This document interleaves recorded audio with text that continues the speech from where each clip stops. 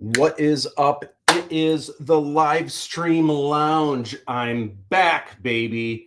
It's so good to be back. I kind of had a little hiatus. Um, Trying to think what was going on. Well, a few weeks back, I think I was just so busy doing swag boxes that we just hung out and kind of put those together. And then the week after, I was kind of like, man, we're just doing swag boxes again. So I had literally a 5 minute, less than 5 minute live stream lounge where I purposely cut it short at the end. I thought it would be funny to just kind of roll credits mid sentence because I was just so busy putting packages together for you guys. And then last week was my girlfriend Casey's birthday. So there was a lot going on, and I decided to take just one more vacay and come back strong. We've got a really fun show tonight. I actually was prepared a little bit early, so I already made my drink, but here's the first one right here. Cheers to all of you joining me at home. It's good. It's been a while since I've had one of these. That is very delicious. So tonight we are going to talk, of course, all things Aladdin 3477. We are also going to talk about all things Indiana Jones. A few weeks back, there was some, actually just a couple weeks back, there was some buzz happening with my Indiana Jones world map and how that loosely ties into some of what was going on during the making of Indiana Jones 5, The Dial of Destiny, which we're also going to talk about The Dial of Destiny. I wanted to have a good opportunity to do that once you guys have had a chance to see the movie. We're going to talk all things action movies, actually, because I also want to talk about Mission Impossible. If you've seen that, I probably won't get too much into spoilers in case you haven't. But the other thing I want to talk about is Comic-Con International, which is happening this week. There's also some really big things happening this year, or maybe I should say big things not happening that are, and there's a couple reasons why, but in general, I've noticed over the years, there's been such a huge difference, not just in Comic-Con International, but Comic-Cons in general, pop culture shows, Star Wars Celebration. And I'm just curious, I want you guys to weigh in on what your thoughts are on the future of these shows. We're going to talk about all that.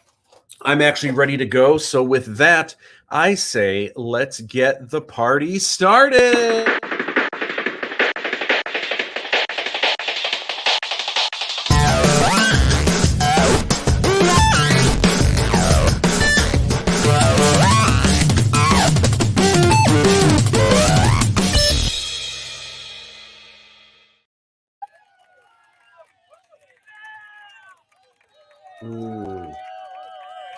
So it is so good to be back hanging out with you guys on a Sunday night. Let's see if I go here. I can see. All right. What's up, Aaron G? Thank you for hanging out with us tonight. Aaron, so glad to see you. And we have to have you on as a guest soon. I've kind of been taking some time. There's so much I want to chat about. And when I have guests on, I really want to kind of steer things towards the guests and chat about them. But there's just been so much going on with the swag boxes and so much that I want to talk to you guys about. But I will be getting some guests on soon. Actually, I have some guests in mind, some new guests coming up soon, but we'll talk about that a little bit later. So let's dive into the stream. So, what does this say? Though my connection is shaky, LOL. Awesome. Well, thank you for hanging out with us. So, of course, it is the live stream lounge. I want to take care of some business real quick. The thank you videos are slowly but surely. I've been adding them. And in fact, there was a new one that went out today to Paul Hunter. So you can check that out on the Aladdin 3477 YouTube page. It is a couple playlists down, and you will find all of those there. I just recently, last week, actually kind of updated the Aladdin page, and I kind of organized some of those playlists of the videos. A lot of you are probably watching this now on the Matt Bush YouTube page, and that's the primary one to follow. If you're really into Aladdin 3477, I would say also please subscribe to that page. Most of the videos are going to end up going to the Matt Bush page just because that's the one where I've got the most followers. That's the one most people are going to see. I do have some exclusive stuff happening at the Aladdin page.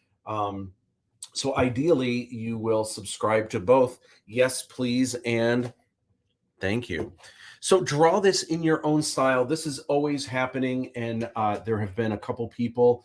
We're kind of past the initial push when the Kickstarter came out, and everything was new and exciting. And now you guys, I assume, are kind of waiting for new news to happen with the first film coming out and everything.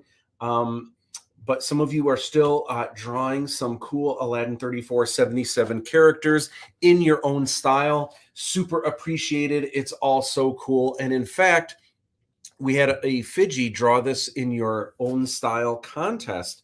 Draw this in your style contest a month or 2 or 3 back. We're going to do another one with another character. And I think I know which character I want to have next.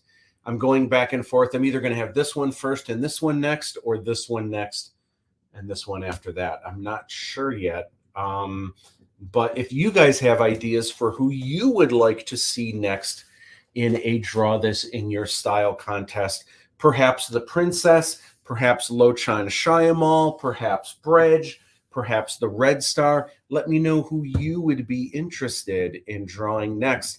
And that may help me kind of shake up a little bit what I'm thinking about doing. Hey, Brittany, what's up? How are you? In fact, just before we started, I saw a post, although I think it was from a couple days ago. But also, I was outside maybe an hour or so ago, and I was like, man, it is so nice out. I would love to go for a walk tonight. But of course, I've already planned that I would be rocking out the live stream. And you know what? I am very happy to be here hanging out in the lounge with you guys. It has been a while. I want to get this back happening on a regular routine. So that is great. But I saw you post, it might have been from a couple days ago, that it was a beautiful evening for a walk. I love evening walks myself. All right. Patrick says, Matt, where is the first film coming out? Where can it be seen? That is a great question, and I don't have the answer to that yet. That is forthcoming. The biggest reason why, in a nutshell, I have to sign with a distributor. I have to choose one, or one has to choose me. There's a couple things that need to kind of go in place before I can do that. But that is one of the next things that I am focusing on now that I have the first swag box out. I have a little breathing room before getting the next swag box out to you guys. And that is a priority, to put those things in place. So soon, hopefully I'll have something very cool to announce soon. Thank you for the interest, all of you that are interested in Aladdin 3477 and when it comes out. What is up, DTE? Hope all is well. Actually, Dave, I'm going to talk in a minute about the, or I don't know if it's in a minute. It's at some point this evening, I'm going to be chatting about the unboxing video that you did, which is awesome. And if you want to, either now or then or both, leave a link to your YouTube page, but also to your oh my gosh, what's it called? I forget what the thing is called, where people support you and your fan base. And it's called, I keep wanting to say Procreate. It's not Procreate. It is the fan thing where people pay a little bit every month to get cool rewards out of it. But Patreon, that's right. I don't know why I thought Procreate, but both start with a P, I guess. So yeah, I'll be chatting about that a little bit later on, and you're more than welcome to leave a link that people can check that out with. Awesome, Patrick. Looking forward to it. I'm so excited. Trust me, once there is something big to announce, it'll be just like when the Kickstarter happened. I will be posting about it like crazy 24/7. It'll be huge, and anyone in my circle obviously is really going to be buzzing about it. But you're more, man, I love when you guys ask. Some people feel like I've had some people tell me, man, you probably hate people asking you constantly. No, I love when you guys ask me anything about Aladdin 3477. Obviously, it's just a huge, some people don't like the word passion or the term passion project, but I mean, that's exactly what it is. It is my life's work, and I am just thrilled that people are interested in seeing the finished movie. But hopefully we'll have something awesome to announce soon. All right. Also, in addition to Draw This in Your Style, it is convention season. Obviously, we're going to be chatting a little bit later about Comic-Con International in particular, and kind of the current status of these shows and where things are now and where they are going from here. So I'm curious for you guys to weigh in on your thoughts. In the meantime, if you're going to these shows, in the chance that you guys are cosplaying as someone from Aladdin 3477, oh my gosh, that is just the coolest thing ever. Please take pics, or it didn't happen, and please share them with us so that so I can share them and we can have everyone check it out, because I know the small fan base that we have would be super excited to see any of that. So in the past couple weeks, I've been pretty consistent with dropping some videos, and some of the videos that have come recently are videos showing you guys how to make the minifigs, right? The really cool Lego style minifigs that work with Legos, by the way, if you wanted to make your own play sets, right? Oh, here, Aladdin right there, so he doesn't have the tracking light in the way. So some of you might be like, man, why would you make videos on how to make these? I mean, obviously, when you get these in the little baggies, I mean, the head goes on top, you know, the blaster goes in the hand, right? It's pretty easy. Well, in the case of Aladdin here, he's got this tracking light, and you might not know exactly what it is or what it looks like. You haven't seen the film yet. I'm trying to think if the tracking light's even in the trailer. You can see the tracking light in the official collector's edition, which we'll be talking about in a little bit. But anyway, this video kind of shows you how to use all the extra pieces to put together your Aladdin minifig correctly. And then there is also a video that came out last week on how to assemble the Hong Kong Trooper minifig. And again, this one is a little bit trickier. There is so much really cool extra armor that goes into this that it's worth taking a gander on the video. I've got some tips for how to put it together easily as well as correctly. So check out those vids when you get a chance. Brittany says, I'd love to do a Draw This in Your Style of Lien Hua. Her geisha is gorgeous and her cybernetic eye is cool. That is really cool, man. That is a great idea for a character to do from Aladdin 3477. Yeah, and it's this really cool kind of satiny robe that's got like these really cool textures and details. Some really cool filigree in it. Yeah, that would be, man, that's a great idea, man. I'm gonna have to so many to consider. That's awesome. Fruit Loop, hello, what is up? Thank you for joining us. What is up, everyone, on your Sunday night? All right, so I want to chat real quick about Macomb Community College. This is where I teach. This is where I teach a number of classes, and classes are happening in the fall. So this is really exciting for our department. So I teach in this department called Media and Communication Arts. So it's kind of like an art department, but what's great about our department, it is kind of a step above and beyond. I shouldn't say above and beyond.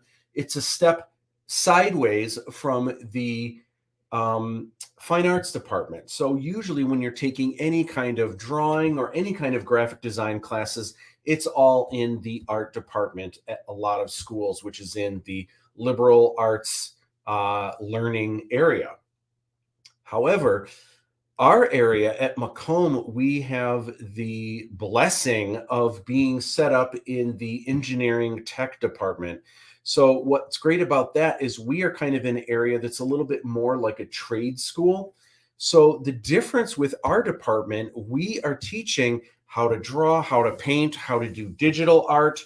We're teaching obviously web design and animation, 2D and 3D, and what else? Just regular design and layout, photography, video, all of it.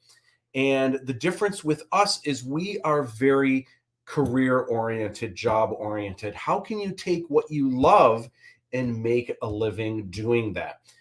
That's actually what this whole live stream lounge is about. That's kind of the universal thing. I know this kind of started when the big push for Aladdin happened. So this is also a vehicle, obviously, to spread the word on Aladdin 3477. But my initial thing that I was trying to do with all of this when I started this live stream lounge was to have a place where we can all hang out, we can all enjoy a candy bar drink, and we can talk about creativity in careers in creativity, and share some tips. We're all in this together. Some artists, they don't like to share what they've learned. They kind of take their successes and they're worried if they share their secrets with other artists, it's only going to create more competition. I'm the opposite. I feel like there is plenty of room for everyone in this business. So I love to share tips, and I love to, I think all of us, when we find something that we're passionate about, all we want to do is share it with others. And that's why my home away from home is Macomb Community College. And the Media and Communication Arts Department is awesome. If you want more information, check out macomb.edu. Now, one of the things that I'm real excited about, and I may be talking about this a little bit more in future live streams, is that in the fall, we are finally moving back into our newly renovated building at South Campus. I'm so very excited about this. Since the pandemic began, I have actually been doing all of my classes remote. The experience has actually been great. And while there have been other teachers that have also been teaching remote, most of our classes, after we were kind of doing the remote thing for about a year or so, because we were getting our building renovated at the same time that the pandemic happened, they went to a temporary building, which was very nice. It was very cool that we had the opportunity to set up in this temporary building, but it wasn't home. It wasn't a place that we knew we were going to be at permanently. And so there was just kind of a feeling, probably amongst teachers and amongst students, where this isn't home yet. This isn't where we are going to be forever. And so it's just kind of a waiting game. And so I know everyone, both my fellow colleagues and also students, I know everyone's excited to finally get back into home base.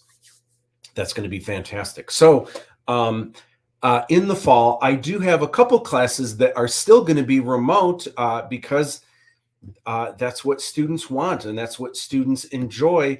But I think better than that, a number of my classes are going to be hybrid, meaning they are going to be half remote and half on ground. And what is great about this is it's the best of both worlds. And half the days we are going to be meeting on campus, where you get to learn things in person and I get to see exactly what you're doing, drawing, and how you're doing it. And then for days where, there really isn't a reason for students to drive all the way to campus. We've got a project we're working on that maybe you could easily work on at home. So that works out great that I get to pick and choose which classes would be best to be on campus and which classes would be best remote. So most of my classes are actually going to be that way. So I'm real excited to start those hybrid classes in the fall. Anyway, Macomb Community College is it's a community college, but it is stellar. It is one of the best in the country. It's definitely the best in Michigan.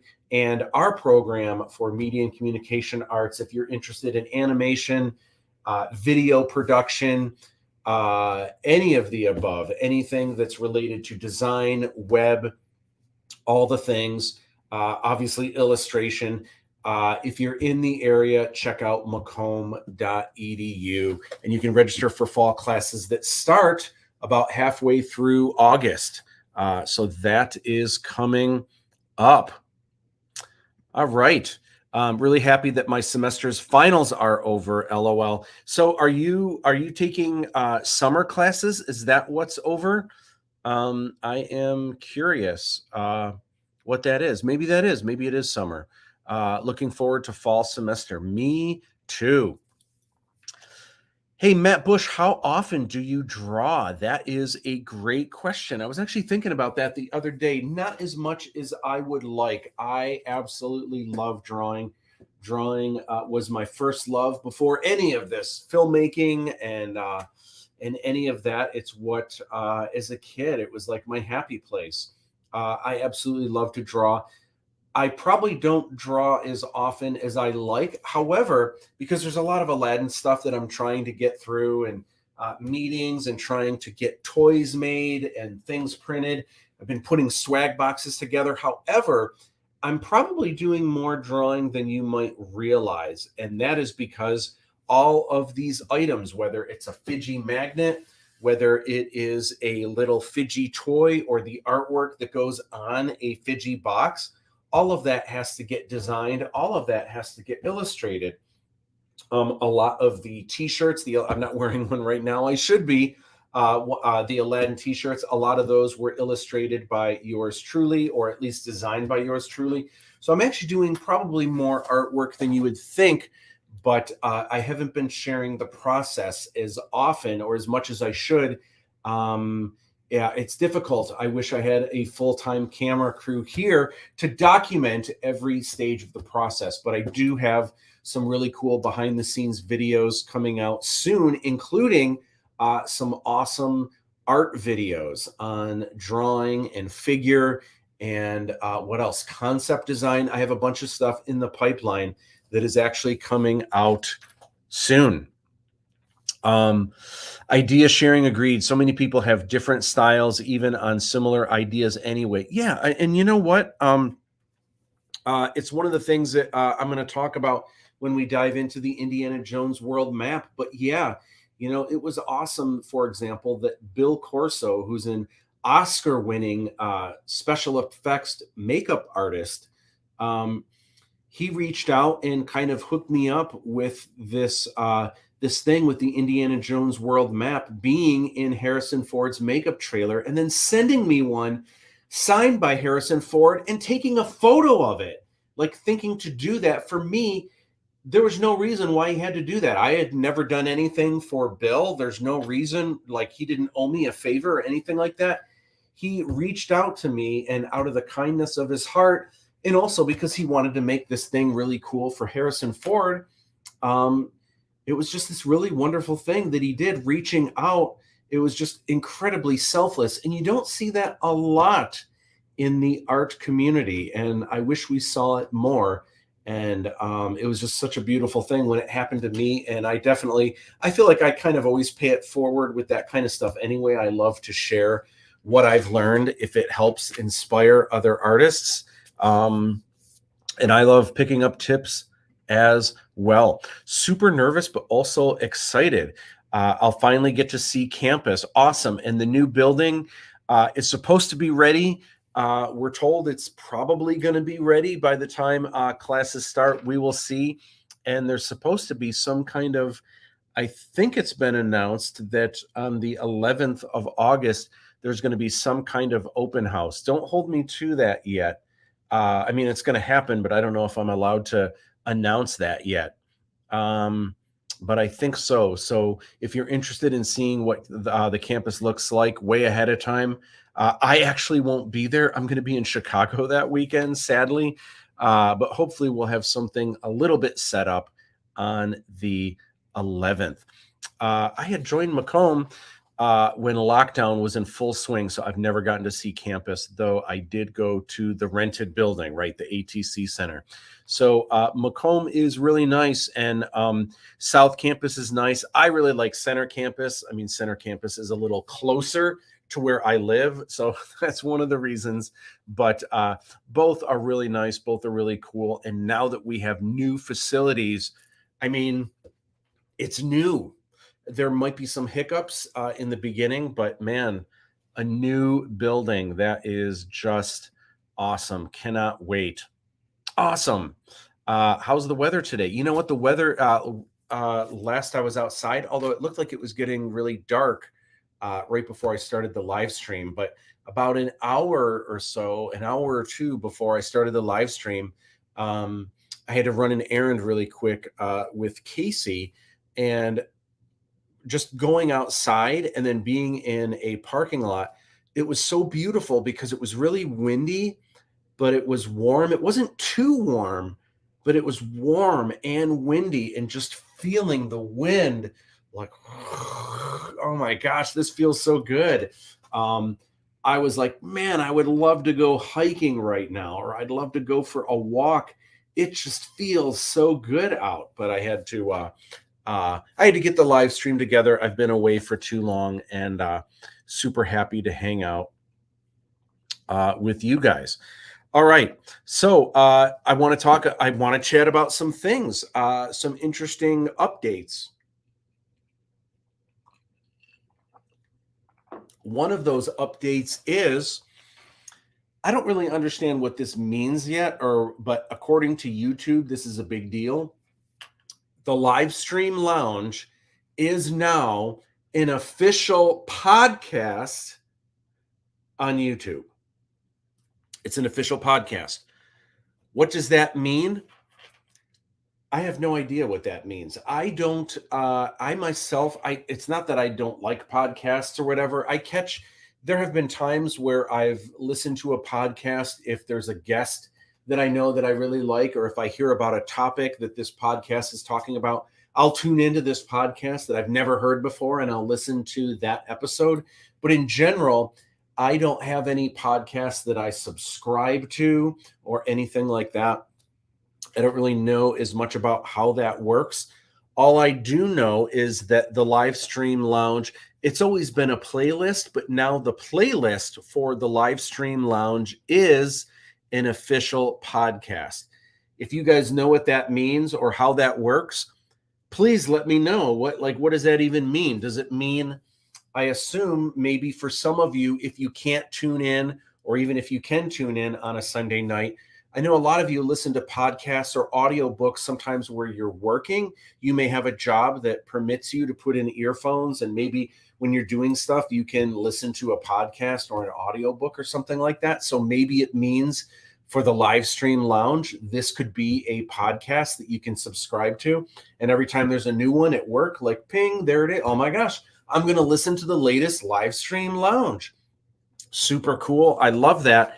But I actually don't know what it means. I tried reading it all, but a lot of it's Greek to me. I don't understand why that's a big deal, but hopefully it is. So you're our warm summer breeze, Matt. Thank you for all you do. That is the sweetest thing I've heard all day. Thank you so much. I appreciate that. I really enjoy the live stream lounge, and I've missed you guys. So thank you for hanging out with me. Who is your favorite art teacher you learned from? Oh my gosh. That is a great, great, great question. Gosh, there's been so many. I don't even know where to start. There's so many.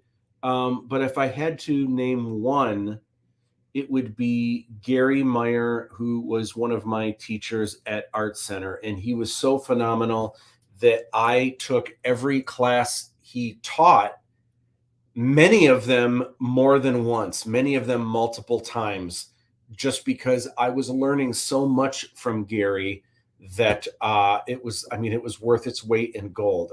He was just an incredible artist and also an incredible teacher. So Gary Meyer If you don't know who he is most people when they if you name movie poster artists, there's a bunch of big names. Of course, Drew Struzan, but also John Alvin, David Grove, Bob Peake, right? So there's a lot of Richard Amblin. There's a lot of these, or John Amblin. Wait, is it John or Richard? I think I'm confusing two people here. But anyway, Gary Meyer is known as one of the artists who did one of the epic King Kong posters that everyone knows, loves, and remembers. And then also he painted one of the Jaws posters. And it is for the first movie, and it is the shark coming up, but there was a couple different variations of basically exactly the same image, but were painted by different artists, and he's one of them.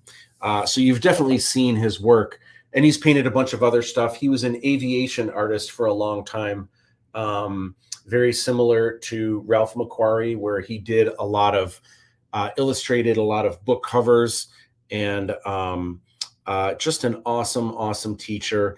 And after I left Art Center, he actually became the department head of illustration, which bummed me out because I would have loved if he was the department head during the time that I was there.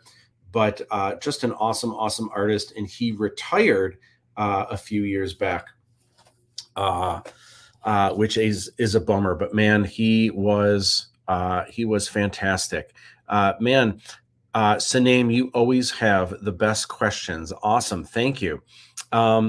Status upgrade. Cool. Sounds official. Yeah. That is so cool. Real excited about that. And I have another announcement regarding YouTube and the channel. So for a long time, my mission with all of this, especially doing the YouTube videos, ever since I've been doing the You Can Draw Star Wars videos, I don't get paid for any of that. Lucasfilm never paid for any of that.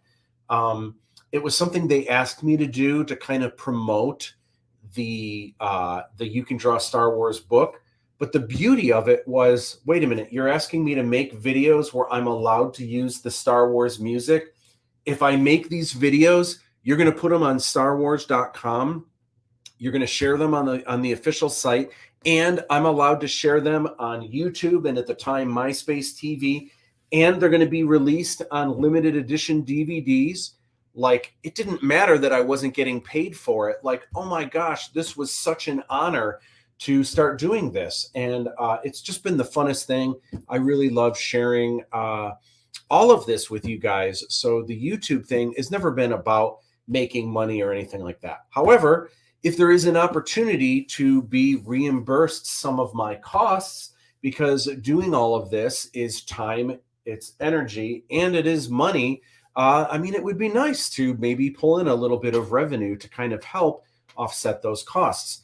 So YouTube, I think right before they switched it, I had whatever parameters you needed to monetize on YouTube. And right when I was able to, it was on my list of things to do that week to get that set up. And then, I kid you not, literally days after I got the green light, before I could set anything up, YouTube changed all of that and what was necessary to be a partner with YouTube. So now what the official rule is, you have to have at least 1,000 subscribers. Now that I've always had, even when they changed it and they made this new rule, I had well over, at that point, I think I had 5,000 subscribers. So that I had. But the new rule was you had to have, across a year's worth of time, you had to have, if I'm remembering this right, 40,000 hours of public views, 40,000 hours of public watch time on your channel. So if you have long videos, that's still a lot of views that people, assuming people are watching your long videos. But most people have short videos. Some people have like just 10-second videos. Imagine how many watches that needs to be, how many views that needs to be to hit 40,000 hours in a year's worth of time. And anytime it dips under that you're booted out and you don't get invited back in until you go over that again. So I've always been close, like I wouldn't say just under, but pretty close under that. But I never kind of went over. So finally, and I started wondering now that Aladdin and all this new stuff, all the hype and everything, um, would I surpass that? And I am happy to report, as of a few weeks ago, I am now an official YouTube partner. What does that mean? It means I am now making money off of you guys watching my videos on YouTube. Now, before you guys get too excited or too, I don't know, upset if for some reason you don't think that's cool, it's not a lot. Like I've already checked in the past, I think it's been 3 weeks now, and I think I've made, how much have I made? Maybe I've made $1 in the past 3 weeks. So nothing to get too excited about. I'm not expecting too much. I'm not, again, it's not something I'm banking on. It's not something that, I'm doing this for the fun of it. I already have a number of jobs. The beauty about my career, the thing that I'm really fortunate with, I was actually talking about this with Sean Sarcona the other day, who's our program coordinator. I'm just really, really lucky, really fortunate that the career that I have affords me the ability to take chances, to take risks, to kind of do the things that I want to do.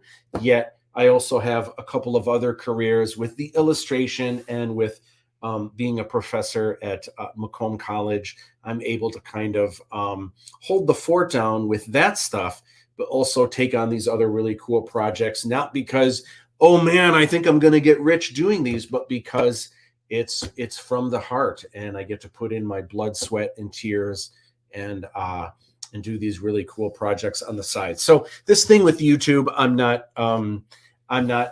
banking on it in the literal or the metaphorical sense. It's just something that's kind of cool. Hey, if a little bit of revenue comes in across a year, if if $50 comes in over the course of a year, hey, that's $50, man. That's cool. Everything helps, and everything goes into what I'm sharing with you guys. So that is super cool. And thanks. That means a lot. Awesome. I appreciate, you've got some great questions, man. So I appreciate it. Thank you. Clan Chowder, I love your screen name, by the way. On Twitch, I'm so happy someone's watching on Twitch. I can't get into my Twitch at the moment, so I don't even know. I know I can bounce these live streams to Twitch, but I don't know if I forgot my password or what happened, but every time I sign in, I'm like booted out. So I don't even know what's going on at Twitch, but I can read the comments here. So thank you, Clan Chowder. I'm glad you're watching on the Twitch. I need some fake cash rent. You know what? I should have, as soon as I pulled this up, I should have.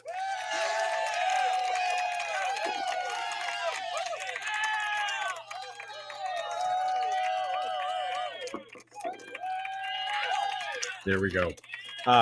I'll chime in over ear for the schizophrenic experience. Oh, I'll chime in over here for the, oh, there you go. Awesome. All right, Twitch. There we go. Thank you. It's so interesting to see what's going on with that. That is awesome. Cisco Punch 67 says, I've watched you for years, Matt. It's about time you're a YouTube partner. I would agree. Back in the day, like early on, I actually got an award from YouTube for one of the top directors. This is way back in the day, where honestly, I got this award from YouTube. And it's not that I didn't care. Like, I thought it was cool. But at the time, I was really rocking. This is so embarrassing. I was really rocking MySpace TV. And also at the time, my videos were on StarWars.com. So YouTube was brand new and fresh. And also at the time, YouTube had you had to use a particular, what's it called? A thing where you have to kind of dumb down your videos. It's a, oh gosh, it's like what was it called? It was this thing that made your videos look so crappy, but it made them stream better. And back then it was, you were watching like 230p, like not even DVD or broadcast quality, which is like what, 480p or something like that, but it was half of that. It was hysterical. It was so bad. But anyway, I got this award from YouTube, and I remember getting the email, and I was like, oh, that's nice, YouTube. Like, I didn't know YouTube was going to become this mega thing for streaming, that it became video compression. Thank you. Yeah, it's a but it's also it's a compression. It's a, I forget what like, we don't even use this term anymore because people just upload 4K to YouTube like that these days, right? So anyway, it is what it is. Oh, codec, MP4 video. Yeah, but it's a codec, and it was before MP4. It was way worse than that. And MP4 obviously can be really good today because it's just so much more than it was back then, but it was this crazy codec that was just awful. So my videos actually looked worse on YouTube than they did on StarWars.com, and then they did on MySpace TV. They actually look better over there. So that's where I was kind of putting all my excitement. So YouTube back then, I was kind of like, whatever. Kind of funny. Codec, yep.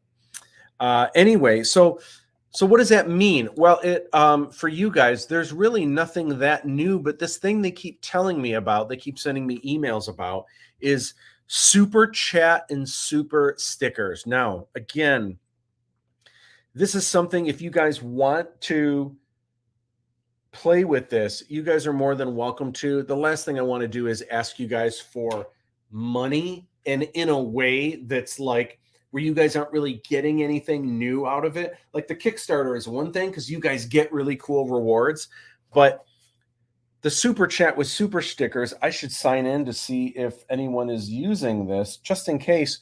But what this is now in the chat on YouTube specifically, you guys get to sign in here. Do I have a quick link? No, YouTube. Go. Am I signed in? Yes, I am. My channel. I'm just curious. Okay, this is open now. Let me sign in live. Oh, I got to turn the volume down. I'm just curious. Okay, this is open now. Let me sign in live. There we go. Let's see, moderation activity is now hidden. Show activity. Okay. So anyway, so the whole thing with super chat and super stickers is, I actually have some information here. How does super chat and super stickers work? I'm glad you asked. So what it is you can kind of see they have an illustration here of kind of how it works, where if you do a mini purchase, and I think you can do them for as cheap, you might even be able to do them for 50 cents, but you can do them for as cheap as like $1, $5. And what it does is it'll make your comment or question or whatever it is, it'll highlight it. And then I think it stays to the top for a while to make sure that I don't miss it. And then also there are super stickers, which I think are just like animated emojis. And you're basically paying for those so that I'll see those for sure. Right now, we're such small potatoes that I think I'm seeing. In fact, I know I'm seeing, each comment that comes through. So I'm not really missing anything. And I'm happy to answer all questions or chat with, anything that you guys want to chat about. Of course, I'm happy to do. Maybe as the channel grows and things get bigger, maybe it'll be harder to keep track of. And maybe in order to sneak a question in that I see, maybe this will be the way to do it. But right now, I just can't imagine it. But if you do a super chat or a super sticker, let me know. I'm just curious what it looks like because I've never had one before. But again, the last thing I want to do is ask you guys for money. You guys are my peeps. I remember my preschool teacher giving me "You Can Draw Star Wars" when I turned 5. Really helped me grow as an artist and explore what I love. Oh, that is so awesome to hear, Stephen. That is super cool. And I love your McLovin profile picture. That's awesome. Thank you. It's been so cool. It seems like it was just yesterday that I made a lot of those videos, but the cool thing is because that was, oh my gosh, a good 15 years ago, like, and of course the You Can Draw Star Wars videos were kind of, they were made for kids, but really kind of kids for all ages. That was my approach, is I wanted to do something that would help kids, but also adults or even professionals.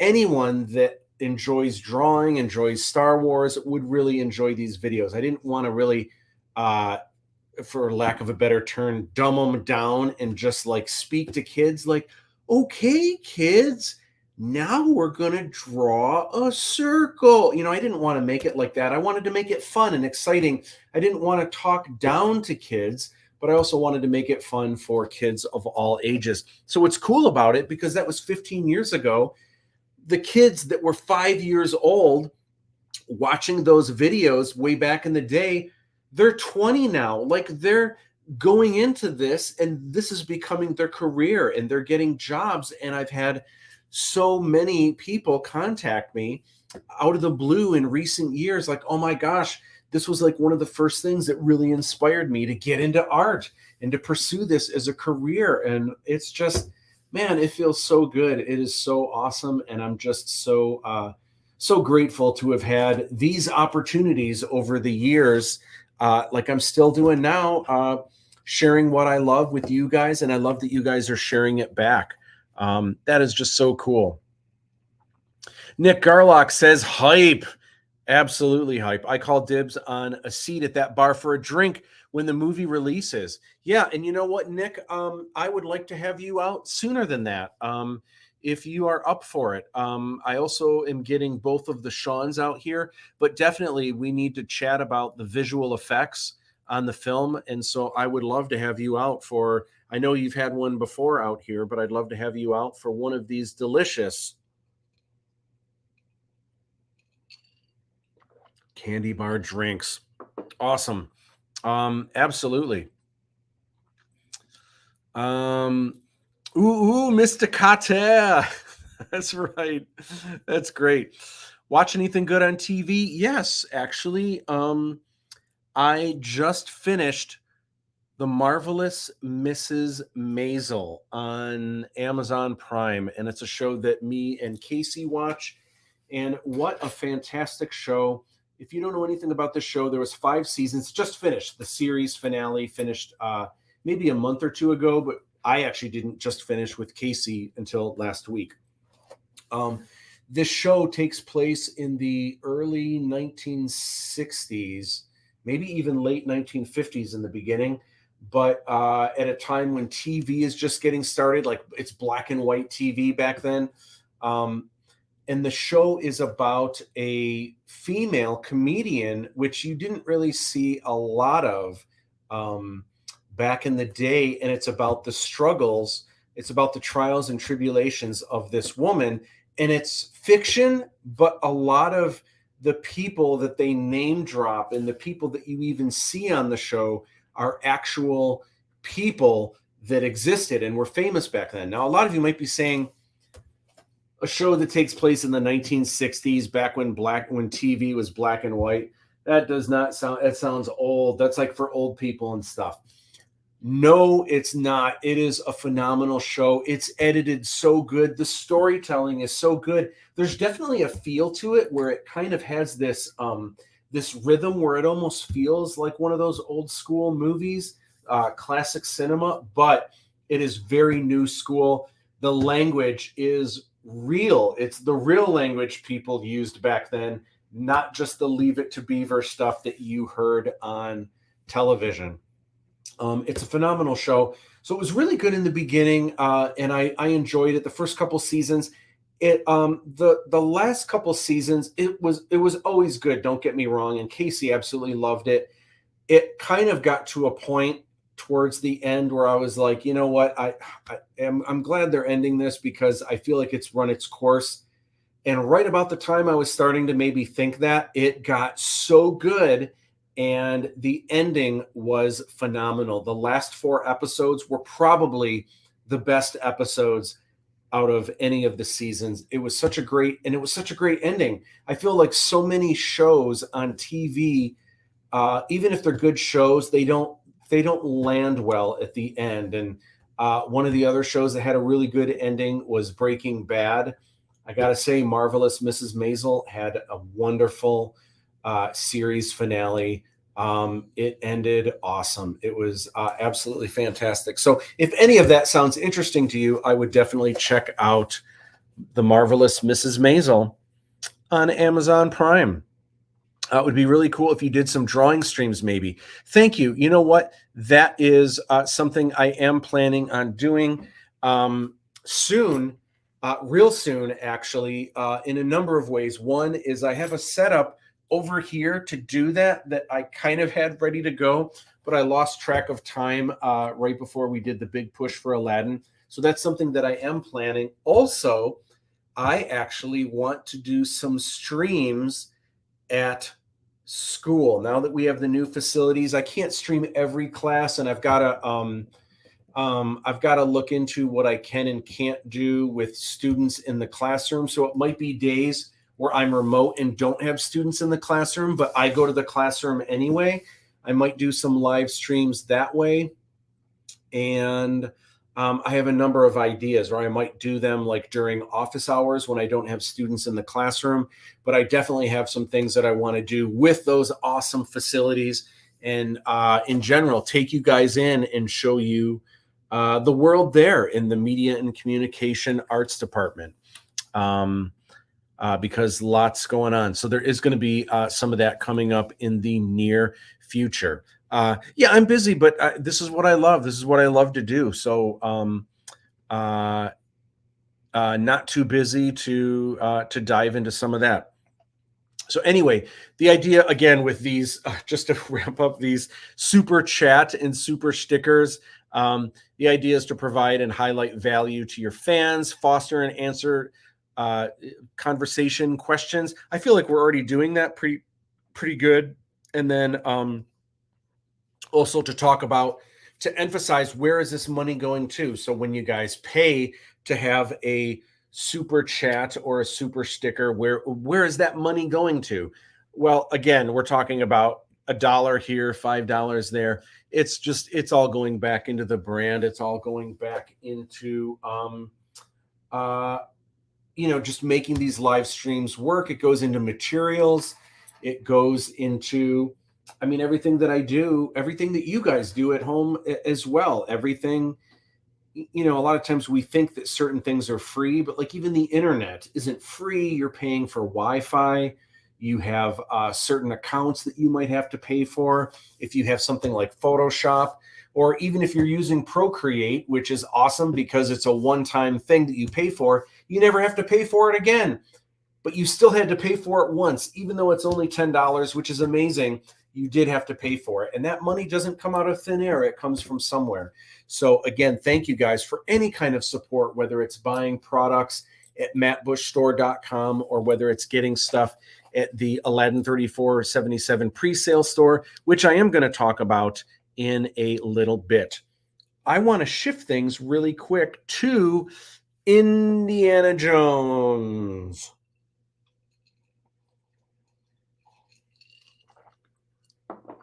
All right. So I dropped a video. Actually, last week I dropped a video on last year's Indiana Jones Adventure Summit.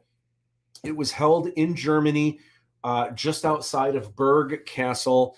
And this was a really cool summit for like the top Indiana Jones fans. And I couldn't make it. I couldn't be there. But they asked me to do a video greeting kind of at the show's opening. And I had a lot of fun putting that together. As you can see, I kind of dressed up as Indiana Jones. I have my Temple of Doom t-shirt on and had a lot of fun making that intro. You can watch the intro. It is on my YouTube page. It's probably the most recent video next to this live stream that you are watching now. So the big buzz that's kind of been happening in my world in the past couple of weeks is the Indiana Jones world map. And there's kind of been a resurrection with interest in this map. and very exciting, very cool. And for a number of reasons. For one, obviously, there's a new Indiana Jones movie that has come out, but also one of the writers, John Kasdan, who's the son of legendary Lawrence Kasdan. They actually wrote the Solo movie together. John Kasdan was one of the writers on Indiana Jones 5. There were other writers that came on after him, so I don't know how much, if any, of what he had written ended up in Indiana Jones and the Dial of Destiny. I don't know. But what I do know is that he contacted me right when he started writing the script, and he wanted a copy of the Indiana Jones world map that I illustrated to hang up above his writing desk. And how cool is that? So I wanted to chat a little bit. I know I shared a video online, and also I shared a bunch of photos on my Instagram and on my Facebook, but I didn't really get a chance to kind of talk about this thoroughly. And I thought you guys might be interested in how some of this came together. How do you get to illustrate an Indiana Jones world map? Does Lucasfilm just contact me? So what happened is Lucasfilm didn't contact me. I contacted them. I made a pitch. A few years prior, Lucasfilm did contact me to illustrate the Star Wars roadmap, which was a double-page spread illustration that was in Star Wars Insider magazine. The original now hangs up at Rancho Obi-Wan in California. It's owned by Steve Sansweet. And so kind of having done that, I made a pitch. And here is what I pitched. So I kind of did all of my research, and I put together this monotone sketch. So this is Artigan paper with, I don't even know if I probably used some color pencil, and there's definitely white color pencil, but I think I drew a lot of this with Sharpies just to get the really good black line work and like kind of writing in some of the areas and stuff. And I'm so glad I did this sketch, not just for Lucasfilm, but for me, because one thing right off the bat, after I kind of drew this, I noticed, man, I made the artifacts way too big. And the artifacts were what I think are so cool. I mean, yeah, drawing the whole world and making it look like a map. I was so excited, to draw the artifacts. I made them so big that you can barely see the planet Earth behind them. So this is one of the reasons why doing some mock-up sketches first before you do your final piece is so good, and to start figuring out the design, because design-wise, to me, this just doesn't work as well. I also made a mistake on here that I was really embarrassed by, and that is I came to realize later that the Grail tablet that's kind of towards the top right under the Indiana Jones logo, the Grail tablet was not discovered by Indiana Jones. Obviously, it was unearthed by Donovan, who was the main villain in that movie. However, Indiana Jones did find Sir Richard's shield. So I was kind of embarrassed about that, discovering that or realizing that after I submitted this. But I got a green light, and from there, to do the official Indiana Jones world map. Once I got the green light, then I said, you know what? Because we only have the movies, and this was before Kingdom of the Crystal Skull came out, but I think they were working on that film. And I said, in addition to doing the artifacts from the movies, let's just go all out, because people that love Indiana Jones, they read the novels, they read the comic books, they play the video games, they've been to the Disney theme park rides, and what else? The Young Indiana Jones Chronicles on television. So I wanted to put all of that into the map. And this was me. I actually didn't dress like this at all while making the map, although I wish I would have. But I just did this. Some of you may remember there's 4 of the You Can Draw Star Wars episodes that where I dress up like Indiana Jones, and they kind of have this Indiana Jones theme, which is those are a lot of fun and some of my favorite episodes. Anyway, this was the initial drawing of the map before I painted it. And this is movie poster size. It's 24 inches by 36 inches. And anything not on here, I was going to add digitally. So any of the legends that kind of list all of the artifacts, all of that was, I didn't want to handwrite all of that because what if my writing gets a little bit wonky? But there were some areas where all of the countries, and like the Red Sea and the Indian Sea and all that, that was all written by hand. So yeah, a lot of work. So you see these big like arcing circles that you kind of see going around the map.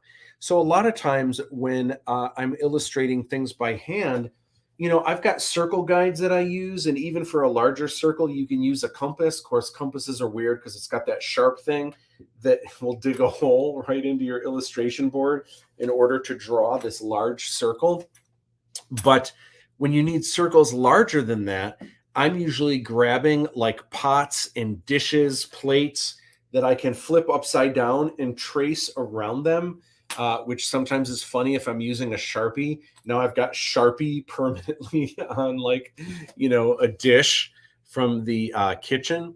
But in this case, I needed the biggest, really good circle that I could find in order to draw these giant arcing circles. And I was looking around my house, what do I have?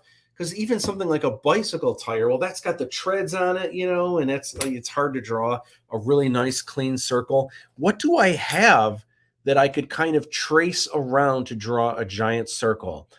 And then I happened to walk into the home theater and I saw this and I was like, oh my gosh, perfect. So true story, I actually used for the giant circles in the Indiana Jones world map, I used the head of R2-D2 to trace around and get those really nice circles. Let's see.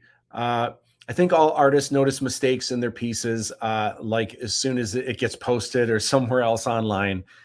Yeah, I agree, and I think it's great. I think it's that's how we learn. That's how we grow. We make mistakes. So I don't always love sharing my mistakes, but sometimes I think it's fun and it's real. Was it my short round was a Jawa? That is correct. In not in the very first episode, but in the second, third, and fourth episode, short round is there. Or actually, short round might be in the second one and the fourth one, and maybe not in the third one. Yeah, some good short round Jawa stuff. Another way to get big circles is a push pin and some string and a pencil through it. You know what? I've seen that since, and I've kind of been like, oh, I should have just done that. But at the time I was doing this, I was like, man, how am I going to do this? And I also didn't want to put push pins, keep putting them in the illustration board to get it just right. But that would have been another good way. Although now I've got this photo of R2-D2 that I used for the map, and I had to have Star Wars somehow put together through that. So in the map, as you can see, there's a lot of the artifacts. Some of these you probably recognize from the films, or you can see the Temple of the Forbidden Eye from Disneyland, and but some of these are from the novels and the Young Indiana Jones Chronicles.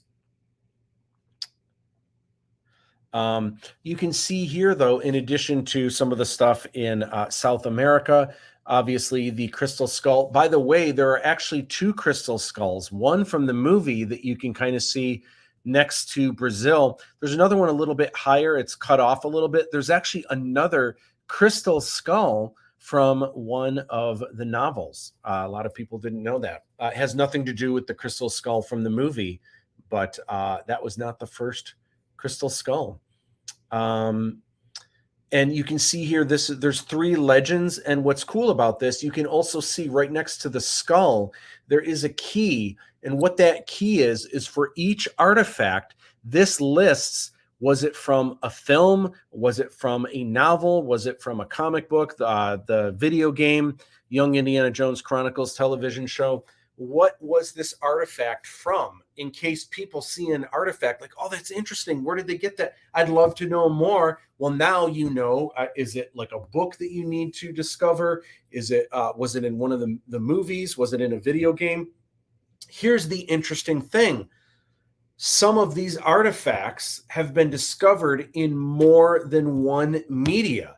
So there are some, for example, Indiana Jones and the Fate of Atlantis was a video game, but also it was a Dark Horse comic book. So you can kind of discover that in a number of different medias. So this key kind of gives you all of that information. Let me see here.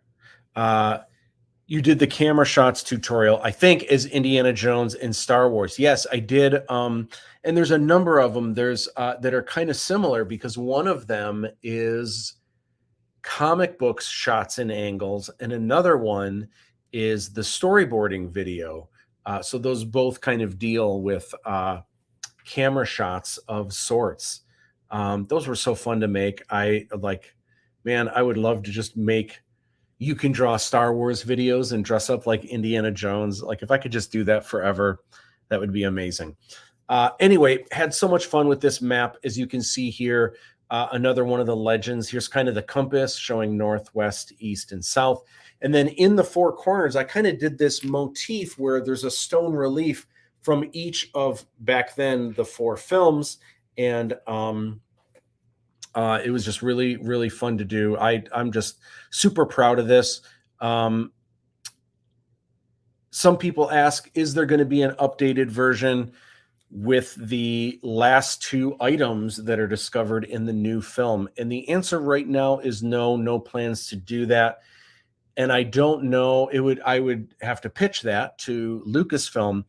But right now, the consensus I get is, at least for now, I mean, look, some people are saying this is the last Indiana Jones movie, and they're never going to do another one, obviously, without Harrison Ford.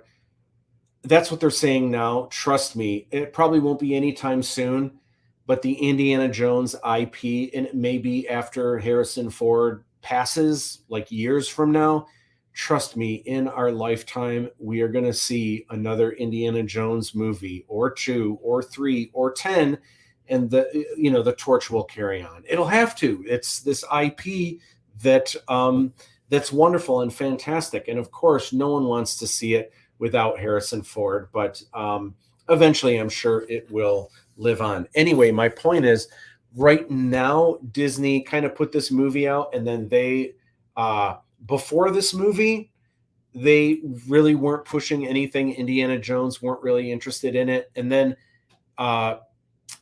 during this movie, obviously, everyone's excited about Indiana Jones, but as soon as this is done and it comes out on Disney Plus, they're done with it for a while. So I don't know how much interest there would be in me creating a new map just to add those to the last two pieces. So at least for now, the thing that I kind of like about it is that this is everything throughout his life, but there's one more adventure not on the map, and that's Indiana Jones and the Dial of Destiny. And you need to go see the film, and that's kind of its own thing. That's one final adventure not on the map. And so in that way, I kind of I'm kind of okay with that. I kind of think that that works out. Yes, love them. I like the one where you were a Jedi and a collaborator was force heckling you. Yeah. That was the third one on drawing, and that was Bonnie Burton from Lucasfilm, who wrote You Can Draw Star Wars. And so she actually did some voiceovers for a lot of those episodes, especially early on, which was great. So this is the map, and some people have hit me up and have been asking me, do I have, because obviously this sold out a long time ago. This is very hard to get a hold of. Do I have copies of the map? Will there be any new copies of the map? The answer is yes. There are literally a few of these left. I have just a couple. They are from the original run. There are a couple I was able to set aside. They're not numbered because those all went to the convention where these were to debut. But I do have a few left. They're artist proofs. They're exactly the same thing as the original run. They are from the original run. It's just when I sign them, I write AP, which stands for artist proof, instead of putting a number because those numbers were already filled up. If you're interested in acquiring one of these, I have just a few left. If you message me on any of the social media, I can give you information on how to get one of these. And then when they're gone, they are gone. So here's the cool thing about this map that just blew me away. And you've probably already seen this online, but I mentioned a little bit earlier that Bill Corso, Oscar-winning, amazing, legendary Bill Corso, who is a special effects movie artist. I believe right now he's probably, because he always works with Ryan Reynolds on Deadpool, he's probably working with Ryan Reynolds and, oh my gosh, Wolverine, Hugh Jackman. He's probably working with them right now. He's phenomenal. Anyway, he reached out. He wanted to have the Indiana Jones world map hanging in Harrison Ford's trailer during the filming of The Dial of Destiny. And he was kind enough not only to have Harrison Ford sign it for me, but when Harrison Ford did it, Harrison Ford was dressed up like Indiana Jones on set, signing this for me. So, and then he sent me the photo. So I have this awesome 8x10 full color photo. I have a copy of the map signed by Harrison Ford. I'm just blown away. And again, this was, oh, there's the other crystal skull that most people don't know about from one of the Indiana Jones novels. This was the kindness of an artist, just doing something nice for another artist, just to do something nice for another artist. And that is just awesome. And I think all of us could do that a little bit more. Again, sometimes us artists, we're so nervous about our career, and there's the stereotype of the starving artist and all of that. It's not always an easy career, but it's an extremely rewarding one. And I think there is plenty of room for everyone. And so I think we should be a little more helping each other and a little bit more just being kind. And I think that gives us strength in numbers as opposed to keeping it all to yourself and trying to be as successful as you can and not creating any more competition around you. I think as an artist, doing something nice for those around you, it just shows your true colors, and it just shows what an awesome artist you are. And it also shows that you're not threatened by others' success. Which is awesome. And that's how we all should be. So anyway, super, super cool. I'm just so thrilled with all of that. So in keeping with Indiana Jones here, I did go see Dial of Destiny with my dad. I actually ended up seeing it twice. I saw it with Casey as well. We already talked briefly about this poster. Now that I've seen the movie, definitely, this poster is illustrated nice, and I get they're using these kind of muted colors to kind of make it look like a 1960s poster, I guess. I'm not a fan, and part of it is because if you didn't know anything about the movie, if you didn't know anything about Indiana Jones, I would have to assume that the character right above where it says Indiana Jones, that's right in the middle, I would have to assume that Antonio Banderas is Indiana Jones, right? I would also have to assume that this character lurking in the background, whose eyes are completely in shadow and has this whip, I would have to assume that's the villain who whips people, right? So I don't know, and then the Mads Mikkelsen character looks like a scientist who's really troubled with what's going on and maybe comes in to help. Like this does not, it doesn't reflect the story, I feel, and it doesn't reflect the feeling of the movie. I am not knocking the artist, by the way, because the renderings are fine. The renderings are fantastic. And the design is okay, but a lot of this, and I'm sure this artist would probably tell you that, it's the art directors coming in and also the studios making changes where maybe they had another version of this where maybe Indiana Jones was where Antonio Banderas is, but according to the contract, Indiana Jones has to be larger than anything else. So then they put Indy in the background. And even though it doesn't really make sense the way this works visually, according to whatever's in the contract, it may say something like Harrison Ford has to be 66% larger than any other character that's on the poster. And so you get these limited variations. I've worked in movie poster design for major motion pictures, and the rules that you have are crazy with how all of this works, which names come first. You've probably seen posters before where there's like heads at the top, and then when you look at the names at the top don't even match who's under them. That's not an accident. All of that is because of all of these rules that get put into play. And by the way, it's not the actors that are begging for this or making these rules. It's their agents, it's their publicists, it's all of this other stuff where people are getting in and they're just trying to protect their client. But man, it just turns into too many cooks in the kitchen. Anyway, Indiana Jones and the Dial of Destiny. What do you guys think? It's been a few weeks. I think it's safe to chat about. We could probably even chat about spoilers. The other thing that I wanted to kind of bring up and maybe chat about that I thought was interesting is, how did you feel about it as an action movie? I loved the movie. I thought it was great. I thought it was a great final film. It was also very touching. It's the only Indiana Jones movie that made me tear up really good both times that I saw it. And there's two parts in the film that are very emotional that make me tear up. I tear up in a lot of movies just because I really get into them, but I don't think I've ever teared up in an Indiana Jones film before.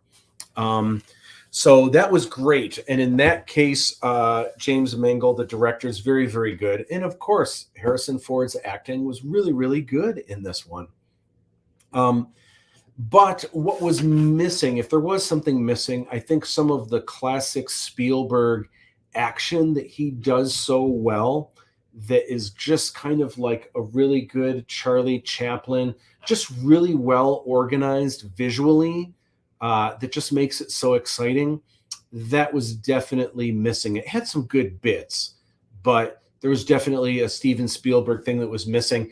Even though this film is way better than Kingdom of the Crystal Skull, in my opinion, there were some action things in Kingdom of the Crystal Skull where, like, okay, Steven Spielberg still has it. There's some things about the storytelling that I felt was a little bit off. But in terms of action and the way some of that was presented visually, that film still hit in most places. Obviously, you've got weird stuff like Shia LaBeouf swinging with monkeys, so we won't talk about that. But here's one of the things that I thought was interesting that I thought about recently, real recently, because last night I went to go see Mission Impossible part one of, oh my gosh, I forgot what it's called. Mission Impossible, the new one. It was fantastic. It was so good. Those movies they're always good, and it seems like they just keep getting better. On the edge of my seat the whole time, laughing the whole time, tense the whole time, like, oh my gosh, what's going to happen? And the thing that really struck me, though, is that there is a train scene in Indiana Jones and the Dial of Destiny, and there is a train scene with fighting also in the new Mission Impossible movie. They're very similar. Now, to say, I'm definitely not saying that they rip each other off or anything like that. All train fight scenes or chase scenes. There's a movie that came out recently called Bullet Train. Obviously, there's some similarities there. The movie Solo that came out had a really good train fight / chase scene that was very futuristic, and the train wrapped around mountains and turned sideways, which made it even more interesting. That was a phenomenal train chase scene that was excellent. But having recently seen the Dial of Destiny twice, and then seeing the train scene, which was very similar in Mission Impossible, the one in Mission Impossible is leaps and bounds better, more thrilling, crazier, more like what Steven Spielberg probably would have done. Now, I know some of you are saying, "Wait, hold on a second. Harrison Ford is only 80." Yeah, I know he's only 80, and there's certain things he can't do, and they were kind of realistic with some of those things. But still, there is a thing that Spielberg does: really good chase scenes or really good fight scenes. It's not always about crazy stunts that make it good, or really good martial arts fighting that makes it good, or leaping around and being really limber. Some of the greatest Spielberg visual spectacles that are kind of action scenes or chase scenes, some of the best stuff isn't like a crazy stunt, but something creative, either something creative that the characters do or something creative that we see on screen, and the way that we see it is really creative. And I really felt like the train sequence in the first part of Dial of Destiny, even though I feel like the deep fake on Harrison Ford looks great, the rest of it, like the backgrounds and stuff, kind of feel really CGI. And there's something about it. Maybe it's over color corrected with the blues and oranges, and maybe they're trying to do that to make it look like a different time from the rest of the film. The look of it doesn't really look like a classic Indiana Jones movie because we didn't use that orange and teal look. We didn't have those plugins back when Raiders of the Lost Ark was shot. So it doesn't really look like that. The feel of it isn't the same, but also the action. There's a couple things that had really clever action things, but I feel like if Spielberg directed it, it would have been a lot probably quicker, but also there would have been a magic to it that I feel was missing a little bit. Listen, Dial of Destiny was I was very happy with it. It was very cool. This is what we do as fans. We critique things, we put things in boxes, we rate them, which one was better, or we thought this one was better. This is a very difficult thing because it's art, and there were so many artistic people that did wonderful things and made magic happen with that movie, which is great. This is what we do as fans, right? We kind of critique stuff. We love it, and that's why we're so passionate about it. But it was really interesting. I gotta say, Mission Impossible, wow, that was such a fun thrill ride. It was different though. The Mission Impossible movie, the one thing it was not ever was emotional. There was never like love or the feeling. I guess there was a little bit of the feeling of loss, but not like there was with the Indiana Jones movie.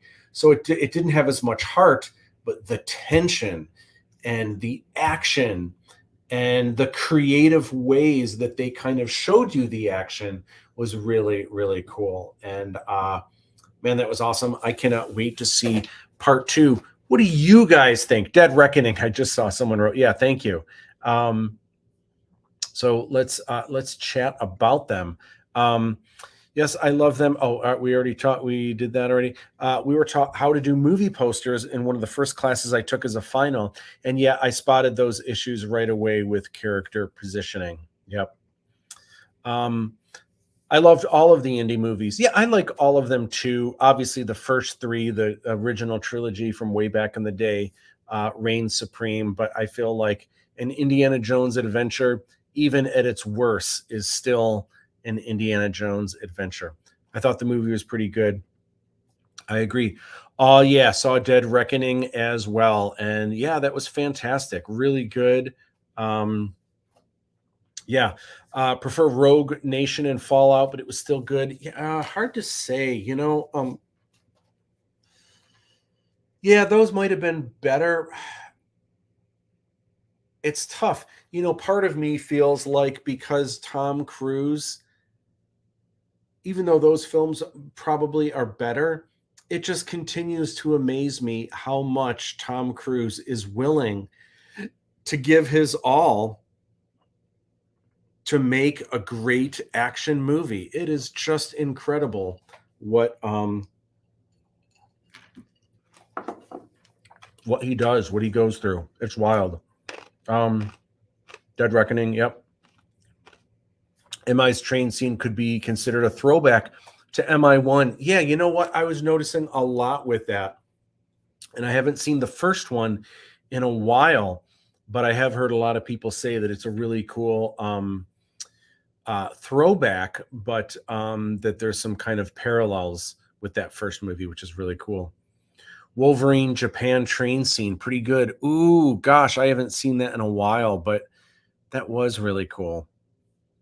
In my opinion, signature Spielberg is using absolutely unknown characters with a mundane moment and then whack the audience with a surprise action moment or reveal.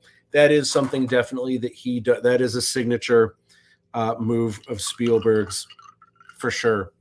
And it's just really good storytelling, and it's a really good kind of pacing thing that that happens. There's like a really good, and I think it was not that there weren't any of those moments in Dial of Destiny, because there were, and there were some really good ones, but I feel like normally in an Indiana Jones movie, it would just be one after another, really keeping, kind of like the Mission Impossible movie was, where you're just constantly on the edge of your seat and like, man, what is gonna happen next?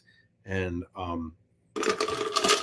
but otherwise, I still would strongly, give a thumbs up to Dial of Destiny, and for it being a final Indiana Jones film with Harrison Ford, it definitely had a lot of things in it that that I loved, where it had some great moments and it hit all the right places that I would have wanted it to.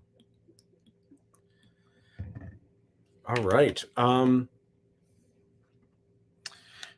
Disney needs to stop giving their VFX crew so little time to work on movies. Yeah, I would say that's a very great way to put it. I think that's what's happening a lot, and I think it's just becoming a little too CGI, and there's probably just too many decisions about how they're doing what and what they'll fix in post, and just situations of too many cooks in the kitchen, and each person there is probably so creative but is so stuck in, listen, you do your job, and if we wanted your opinion, we would give it to you, right? So it is what it is, and it's really interesting. I don't know if you guys read the recent interview with Bob Iger, the CEO of Disney, where they've got to figure some things out. They may be scaling back some of the Marvel movies, and because they've had a couple, I don't even know if you can really call them misses, because they're still making so much money, but compared to the money they're spending on making some of these films and what the return on investment is, there's been a couple misses.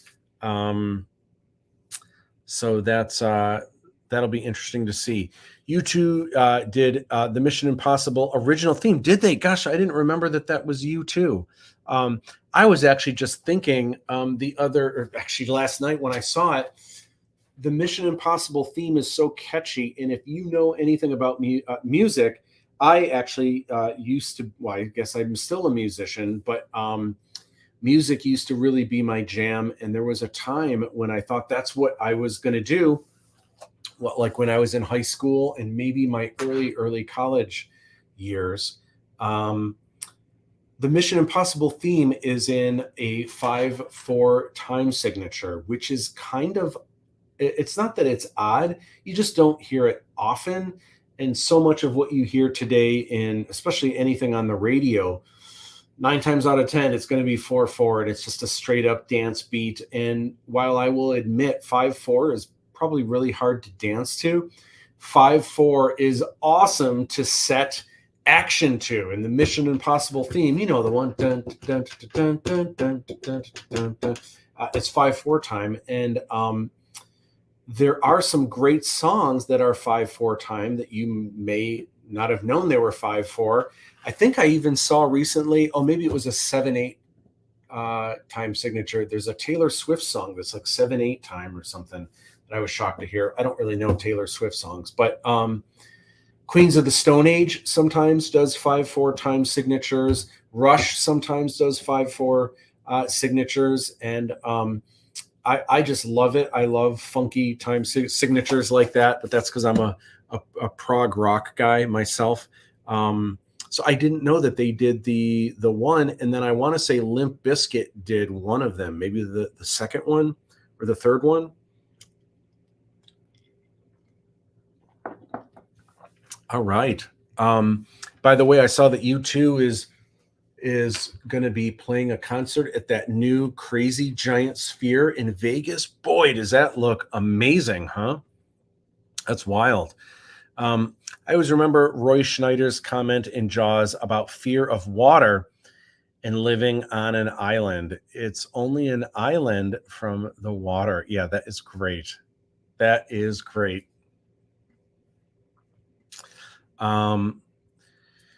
Oh, yes. Rock Group does 7/3. That must be the Taylor Swift song. You may know more than I do. 7/3 time signature and Red Crimson. I don't know that I've ever heard 7/3. That's wild. I don't think I've ever heard of 7/3. Obviously 7/8 and maybe 7/4.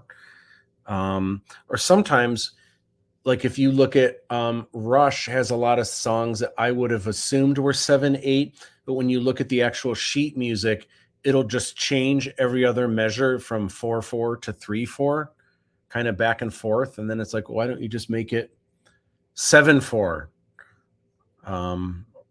But maybe I don't know. Oh, the Rock Group 8/3. Gotcha. Okay. Oh, so these are, I don't know that I've heard. I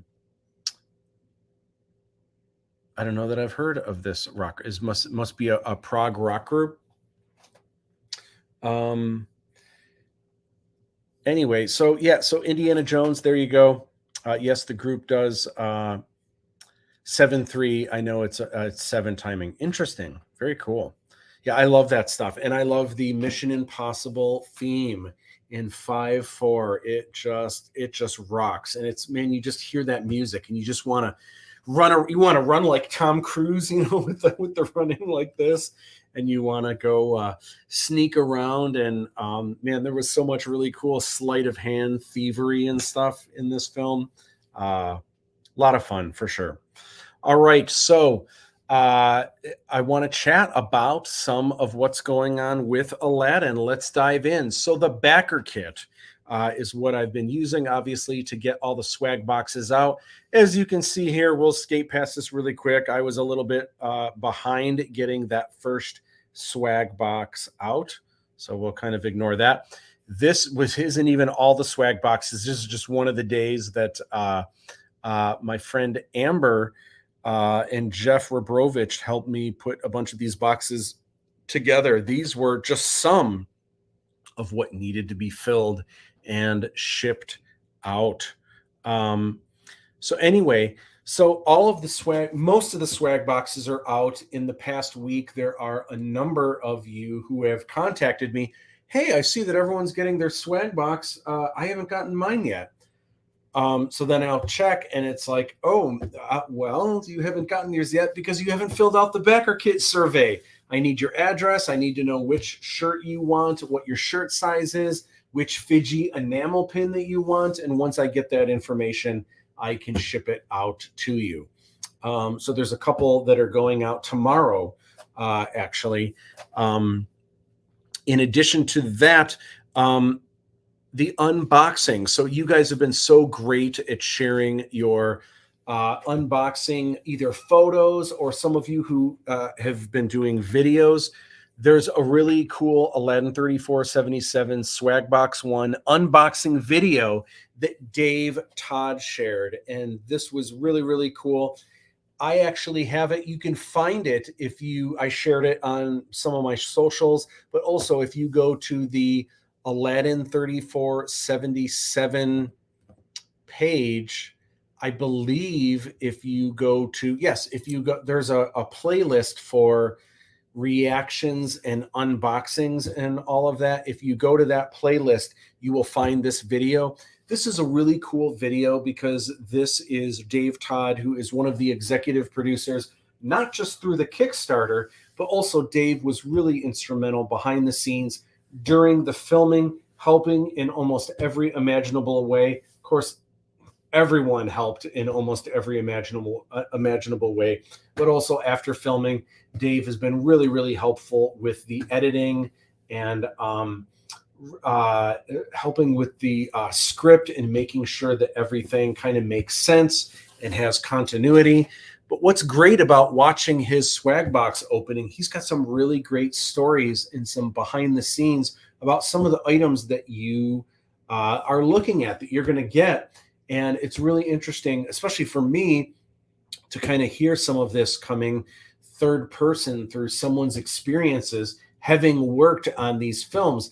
I kind of have a vision kind of everything, but because everything's kind of happening everywhere during the making of these, I just kind of have this limited view of what I needed to focus on, which was directing the films. So sometimes I hear stories of like this funny thing that happened when people were hanging out in the green room and like when everyone went to Dairy Queen on break. I mean, I was always busy kind of doing this or doing that. So it was really, it's just really cool to hear everyone's experiences outside of the bubble that I was kind of in during the making of these. So if you see this video, you should definitely check it out. And if you guys want to check out Dave Todd's YouTube, his account is at @TheEnforcer_OS.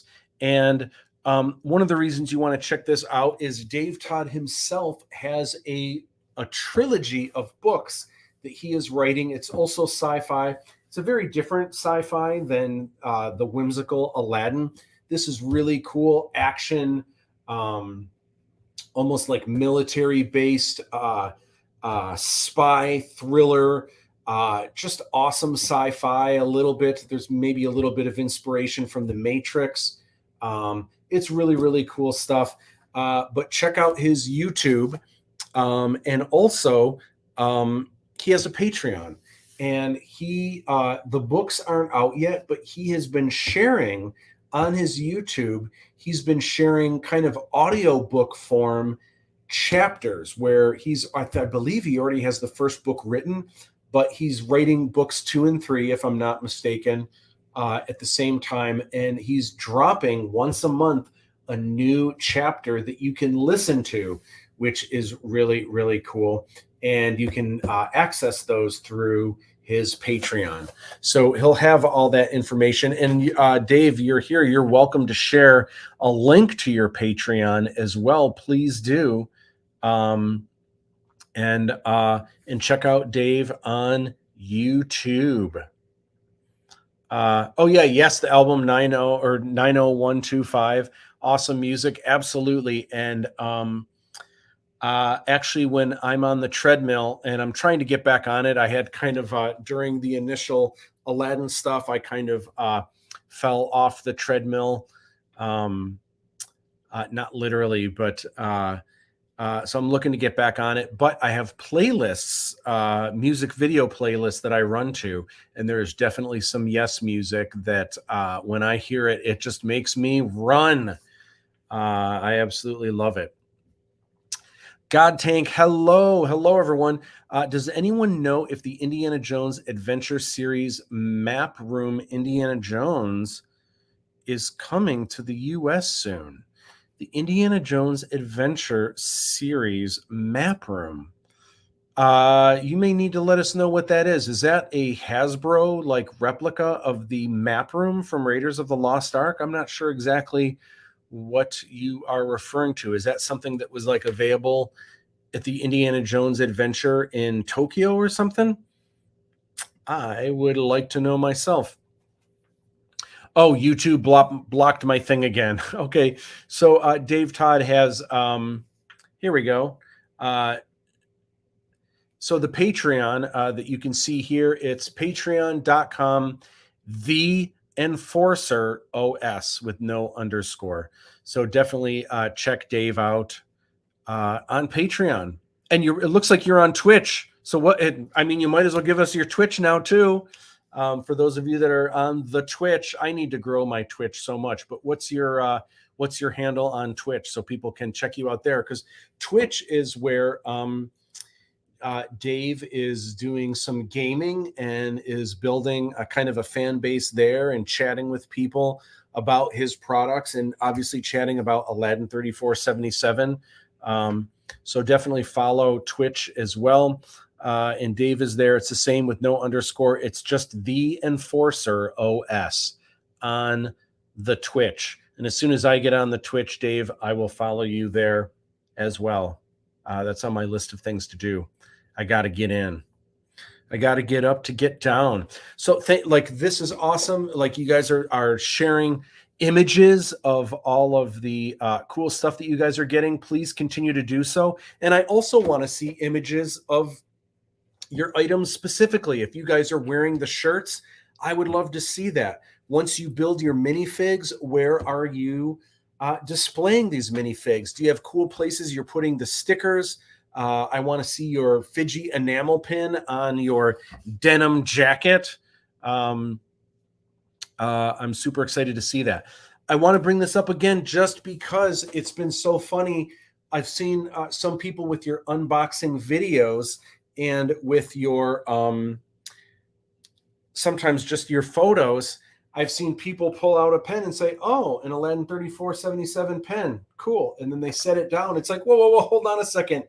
You have to turn it on, open it up, then you close it, open it up one more time. Wow. There you go, Aladdin 3477. And it lights up. It looks kind of futuristic, as you can see here. And as you can see here in the total darkness. Super cool. But a lot of people don't know that. And I figure it'll be a nice surprise if they don't know. It'll be the second time that they use the pen that they discover it. But I mean, I figured you guys would want to know that maybe sooner than later. Thank you. Yeah, please go and check out Dave's socials and the Enforcer as he kind of builds the buzz before this book trilogy starts to come out. Very exciting. So I wanted to chat real quick about the official collector's edition. That's kind of the big thing that everyone's really been jazzed about in their swag box. So there's 2 videos that are going to be coming out soon, not this week. Maybe one of them will come out the week after that. I want to do 2 videos specifically on this book. Now that you guys have it, I wanted to do, or that you'll be getting it soon. If you don't have it now, it should be getting to you soon. Now that you guys have it, I wanted to do a video where I have a commentary of sorts.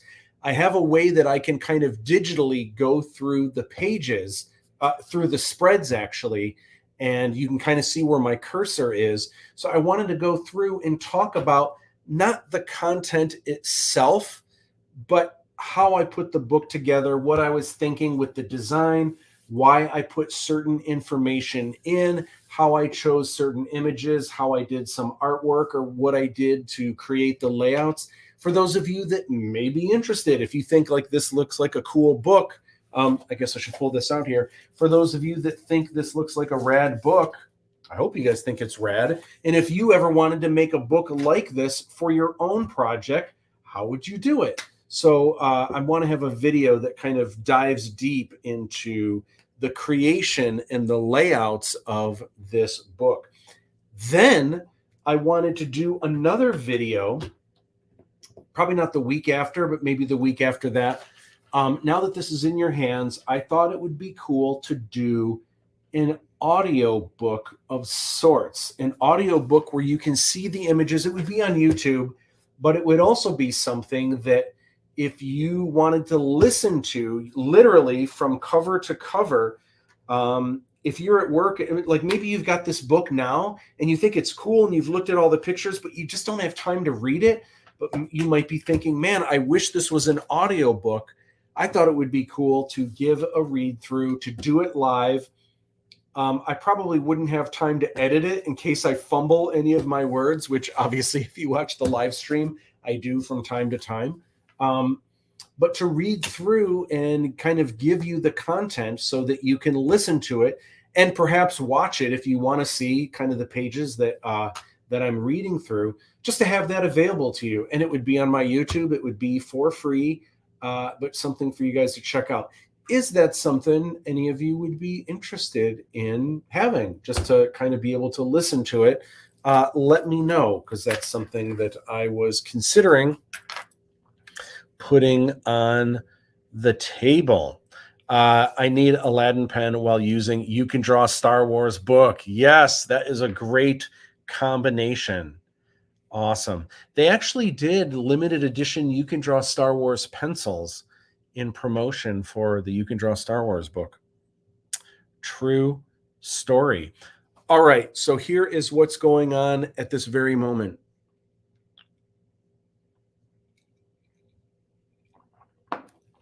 The t-shirts are selling out quick. Some of them are already sold out. So through the swag boxes, everyone got the shirts that they wanted, but a lot of these were made to order. I did order some extras just in case things get botched or orders get mixed up, or I don't know, something gets lost in the mail or whatever. So I did order a bunch of extras. Plus I wanted certain, I had some family and friends and some top cast and crew that I wanted to, send some extra shirts and stuff. So I did order a number of extras. However, that said, I am already sold out in a number of these. So if you want one of these cool 5 shirts, you need to go to the Aladdin 3477 pre-sale store, and you need to lock in what is left. So, and most of them are left. I can tell you right away what we have and what we don't have. So the battle, I call this Battle Action Aladdin. This shirt, I'm so happy with how it came out. It looks almost like a shirt, like it's almost like the old West. It's almost like a wanted poster or something. I really dig it. And this shirt, the mediums, larges, and extra larges, gone. They're all gone. If you want one of those, I'm sorry, they're sold out. Too bad. This was a limited run based on this Kickstarter. Those are not available anymore. However, I do have a limited number of smalls and extra large. I'm sorry, not extra large. I have smalls, double X, and triple extra larges left on this Battle Action Aladdin. If you want one of those, lock it in now, because they are going quick. And when they're gone, that is it. They're gone, gone, gone. Part of you might be saying, why? Why don't you just make some more, especially if they're selling out? T-shirts are actually really difficult. And I don't like doing the, I don't like doing the digital printing where you can hire a place just to print on demand, and anytime someone orders one, they just make another one. I like doing really good top-notch screen printing. It lasts longer. It feels better. They're really nice soft shirts that I got for these. They're pretty expensive, but it's kind of hard to keep inventory. They're also heavy, so they're kind of expensive to ship. So when I do these shirts, and there will be new shirts in the future for future movies, or maybe, I don't know, a year from now, maybe I'll do another run. But if I do another run, I want to do different shirts to separate from what these were. That way, if you see one, if wearing one of these shirts, even years from now, dude, that's one of the original Aladdin Battle Action shirts. Oh my gosh, you've been there from the beginning. You knew about it way back when. That's so cool. So I really want to keep these limited and special. So that's why I'm not ordering more. When these are gone, they are gone. So only smalls, double X, and triple X is left for Battle Action Aladdin. Now, this is called the SICK logo, which is kind of the gin symbol in the background. It's called the SICK 3477 logo shirt. This, I believe, the mediums. Yes, the mediums are sold out. I do have small, I do have large, I do have extra large, I do have double X, and I do have triple X, but the mediums are already gone. The larges are going to be gone soon. I can promise you that. I think we have one left. So they're going quick. So if you're interested in one of these shirts, get it now while you can. All of these, isn't that cool? I just love the distressed look and the way that it's kind of printed on the shirt. These look really good up close. Same with Fiji. There's a couple sizes. We have a little bit more and a couple, like, I think there is a size or two where we have like one left. So if you want one of these, lock it in ASAP. They just look so cool. I'm really happy with them. I think this is called Bollywood Princess, with obviously the Princess of India, Princess Kamala, portrayed by Christy Perovsky. Just a really cool looking shirt. And I love this shirt because it looks, I mean, obviously it's a little bit femme, because it's the Princess of India, but I feel like this shirt, just the way that it is, it almost looks like a punk rock shirt a little bit. Like, I would totally wear this shirt myself, and I feel like any guy could wear this, and it's not that femme. It's a little rock and roll. So I love how this came out. I love the way that it looks, and it's a cool shirt. Obviously, Lochan Shyamalan, illustrated by yours truly. This is just kind of this cool, it's a little more like comic book kind of looking. It's got the logo all jumbled, but these are going quick. So if you want one, lock in your size and I will ship these to you immediately. Very cool. So you might be wondering, well, where do I get these? You get them in the Backer Kit pre-sale store. This is the link right here. I'm going to actually post, let me type in the link, so you can click on it if you want. And I know this goes to my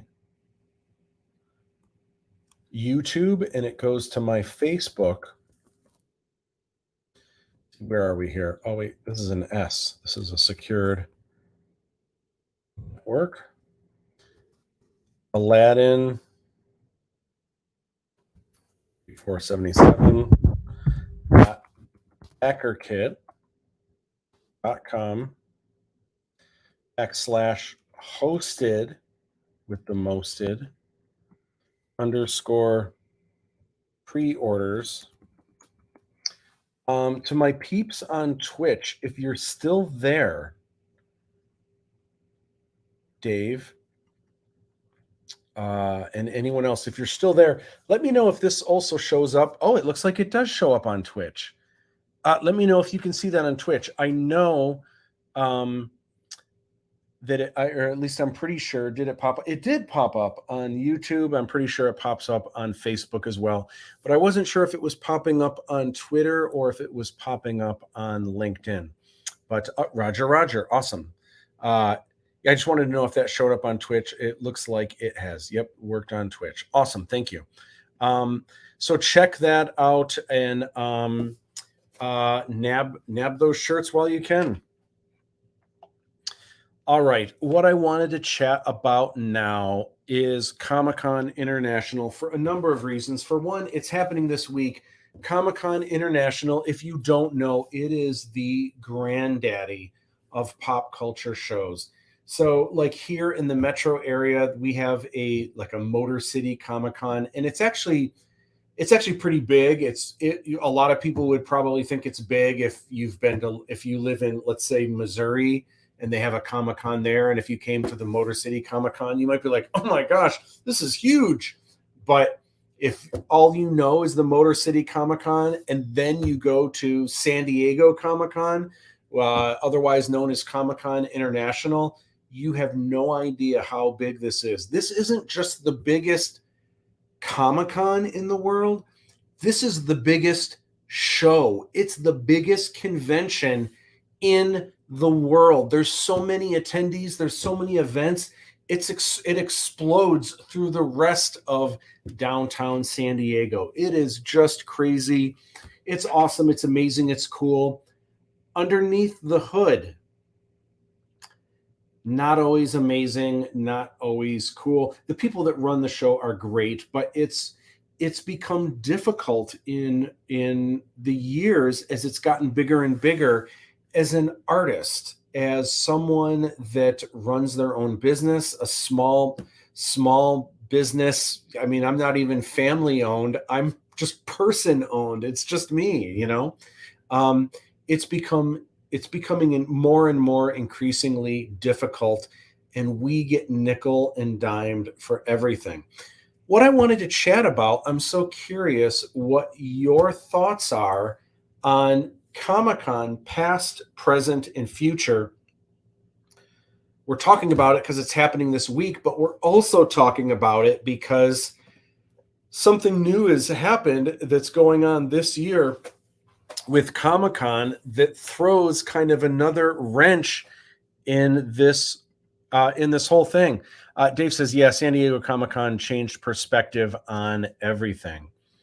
Yeah, it's wild. So here is some of what I wanted to chat about. First of all, months ago, it was big news that major studios drop out of Comic Con. Now, this is huge because Comic Con started, like you would guess, being called Comic Con. It was comic books. So it was, you'd have some artists there and you'd have Marvel and DC and stuff, but it was mostly shop owners bringing some of their best comic books that they have and buying, selling, trading comic books. Well, over the years, it's become this huge multimedia, crazy pop culture sensation where you go and it's like that's where Rob Zombie goes to drop his latest projects.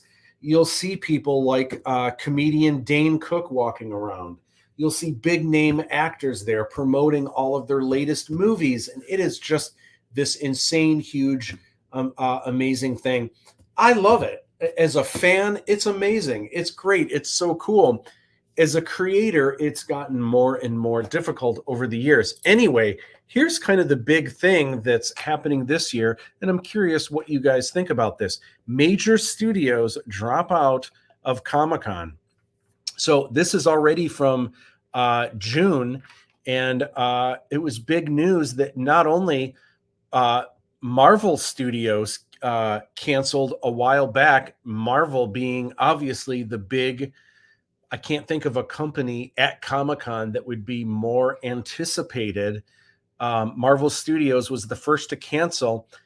Then HBO, Netflix, Sony, and Universal have all bowed out. By the way, not listed here, but shortly after that, Lucasfilm bowed out.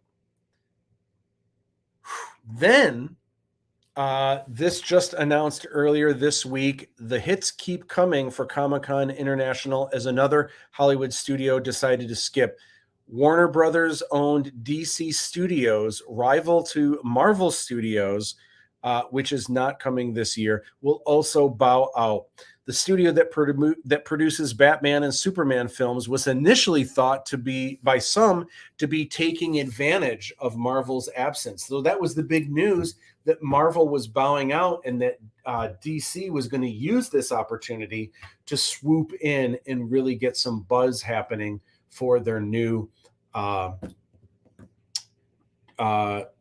James Gunn universe that's starting, or get something going on with that.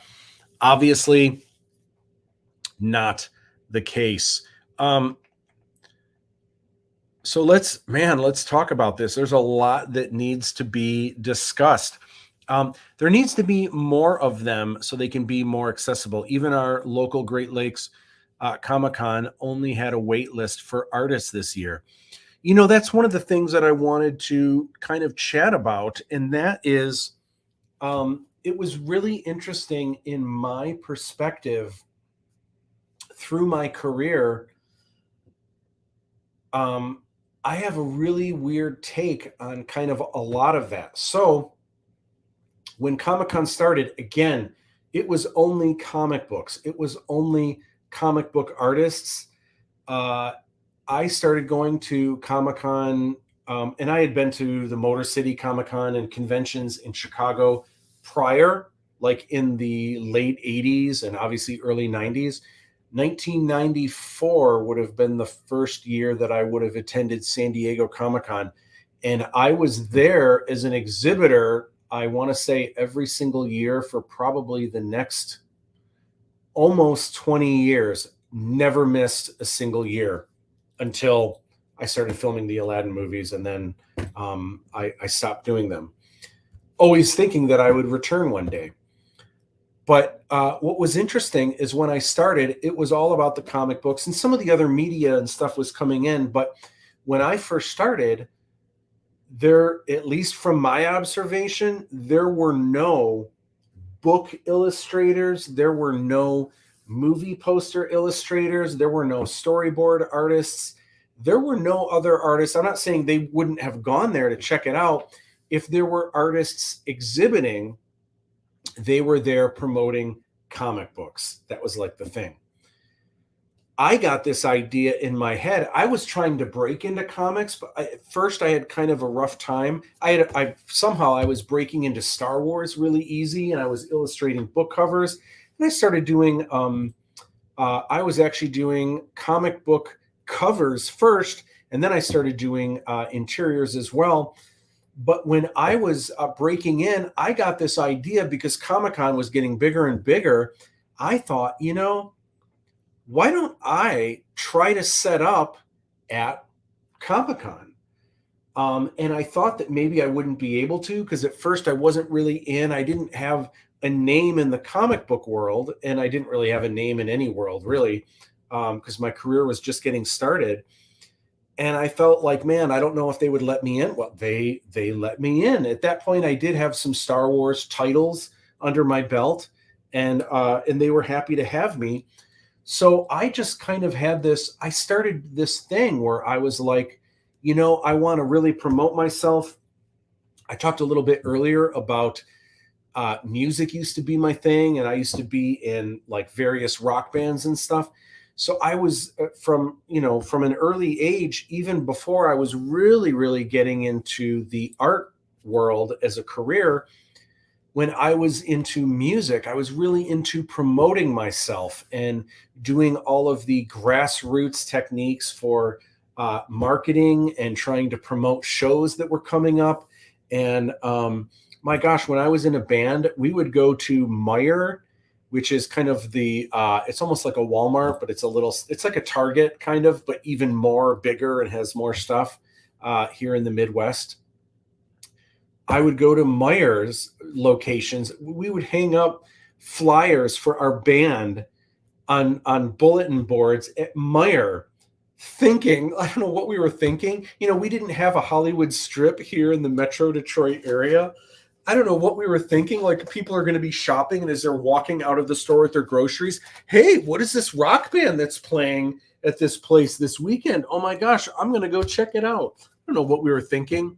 It was probably easier on the Sunset Strip, where that was life in Hollywood, even before the 80s. But in the 80s, when they were kind of putting up flyers everywhere and stuff, a lot of the people walking up and down the street would have been interested in all the local bands. What shows are they playing? Where can you check them out?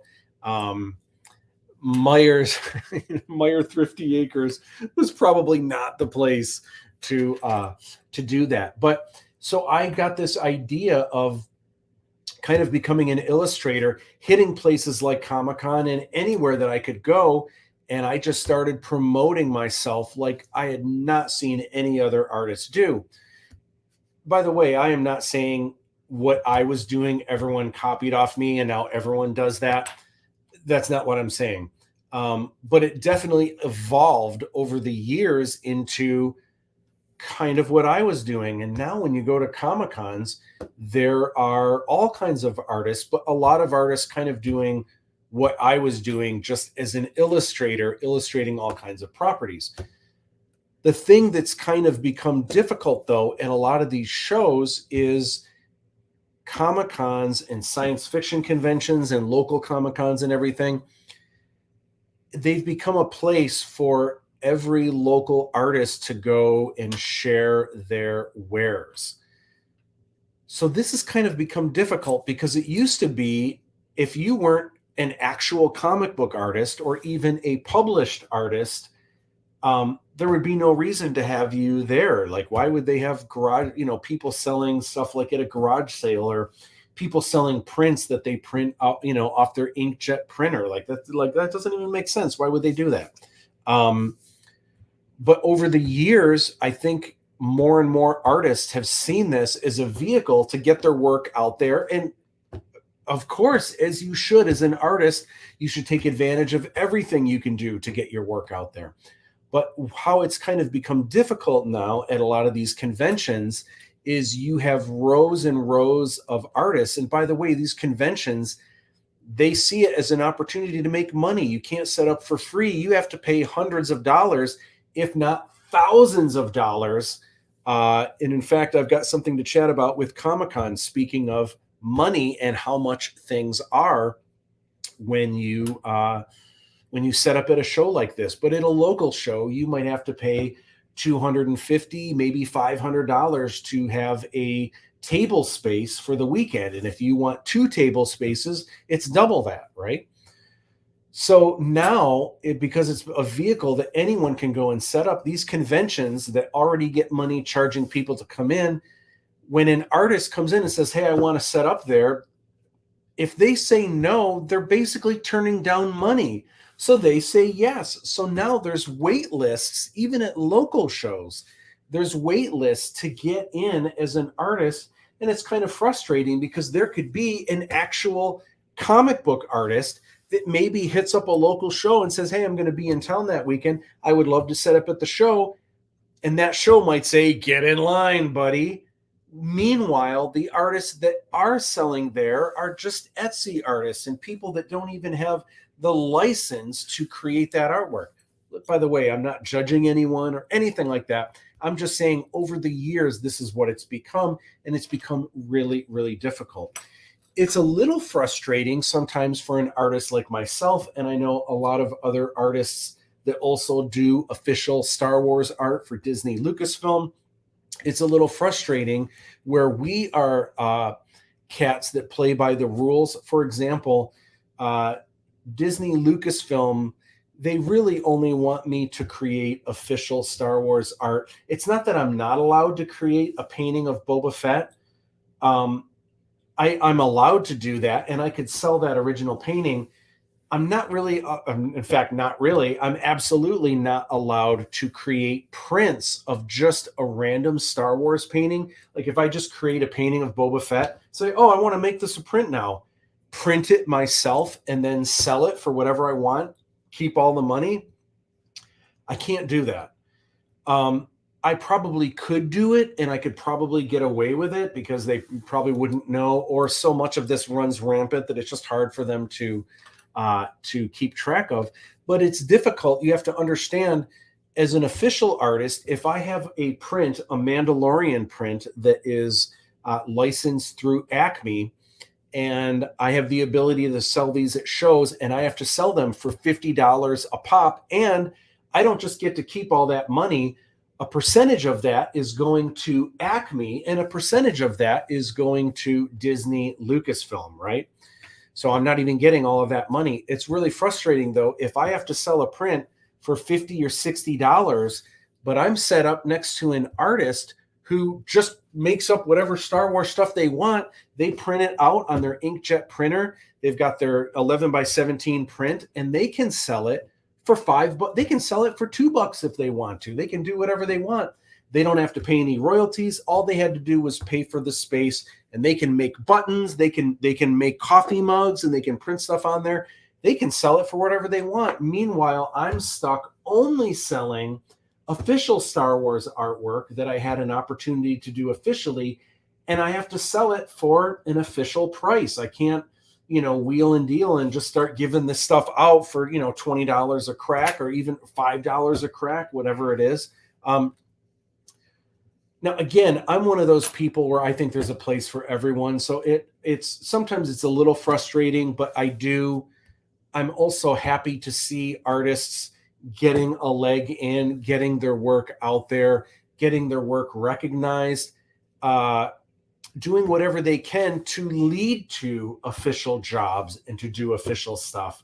So in that sense, you know what, it's all is fair in love and war. I know there are other artists that it bothers, and I know Lucasfilm Disney, if you really want to get on their radar and they discover you at a show, but you're hawking unofficial prints and nabbing all this money that really is supposed to go to Disney and Lucasfilm, they're not crazy about it, and they kind of feel like, why would we hire you if you're already stealing from us? Why would we give you an official job? I know from talking to the art directors, that's how they feel sometimes. And some of you might be like, well, how do we get our work seen? It's not easy, but you have to create your own work, or you have to find ways to get in. There's nothing wrong with creating sample Star Wars artwork, but as soon as you're at a show selling it, it's a tough call, because I know we all need to make money. We need to make back our return on investment. That booth wasn't free. But at the same time, if you ever want to graduate to the next level and really start playing with the big boys and girls, you have to be professional. And sometimes it means playing by the rules and being a straight shooter. So it's tough. Now, another thing I wanted to chat about, oh my gosh, actually, let's get to some comments really quick, because, oh my gosh, I'm sure you guys have been chiming in. DTE says there needs to be more of them. Oh, we already said that. Yep, exactly. Whoops. Also, perhaps change them to pop culture cons instead of just comics. Yeah, because that's exactly what they have become. Although this one is going to be interesting for a number of reasons. And one is that all of these studios have pulled out. At first, it seemed like the reason was a lot of these studios either couldn't afford it, it's not in their budget, or although a lot of these studios, the bigger ones, are grandfathered into their space at Comic-Con, that also is very annoying, because they all have giant spaces for free. But if me, a single artist, if I want an exhibitor booth, just a 10 by 10 space, the cost of that, I believe, is $2,500. It may have gone up, but that's what it was, I think, the last time I was there, a decade. I'm sure it's gone up since then. $3,000. That doesn't include electricity. That doesn't even include a table or chairs. That doesn't include your flight out there. That doesn't include the cost of shipping your goods out there. That doesn't include the hotels. The hotels completely jack up the prices during that week of Comic-Con. Everyone's looking to make as much money as they can that week. So it's crazy. It's really difficult when giant corporations are grandfathered in. They're not paying anything for huge amounts of space, but for an artist that just gets a single 10 by 10, I'm going to get charged thousands of dollars. And that's if I get in on the wait list. It's bananas, right? It's crazy. So anyway, all of these big studios dropped out. Then with the announcement last week, obviously you guys have heard we've got the writer's strike. Now the actor's strike is going on. So all of the actors that normally go and promote their films at Comic-Con International or any of these other big shows, as of right now, they will be doing no shows. So normally at Comic-Con, you would see Dane Cook, you would see all of these these actors and directors walking around or at Hall H promoting their stuff. Not this year. So that's interesting. It's interesting that this year it may actually get back to a little more art and a little more comic books for a change, which is kind of refreshing. I'm sure it's still going to be very exciting, very entertaining, but just very interesting. So I've got another thing that I want to share about it, but let me go through a couple more comments here. I never heard of Comic-Cons or E3 until I started watching G4 TV. Now I'm looking for them everywhere. I heard Lightbox started to bring the focus on artists. Absolutely. I've got some friends that are going to Lightbox in the fall. I think it's in September, and it's actually in Pasadena, California. I used to live in Pasadena during the time I was a student at Art Center, but also after that, after I graduated, the number of years that I lived in Los Angeles. It's in Los Angeles County. Pasadena was my stomping grounds for sure. And that's where Lightbox is. And that definitely looks like an awesome, awesome show. I hope that continues to grow. Very, very cool. The Princess Leia, Matt Bush judging was epic. Princess Leia. Oh yeah, the video that we did at Comic-Con where we had all the Princess Leias. They were all auditioning to be in my video, and they started fighting each other. That was hysterical, and especially because we were filming these fight scenes where the slave Leias were fighting at Comic-Con.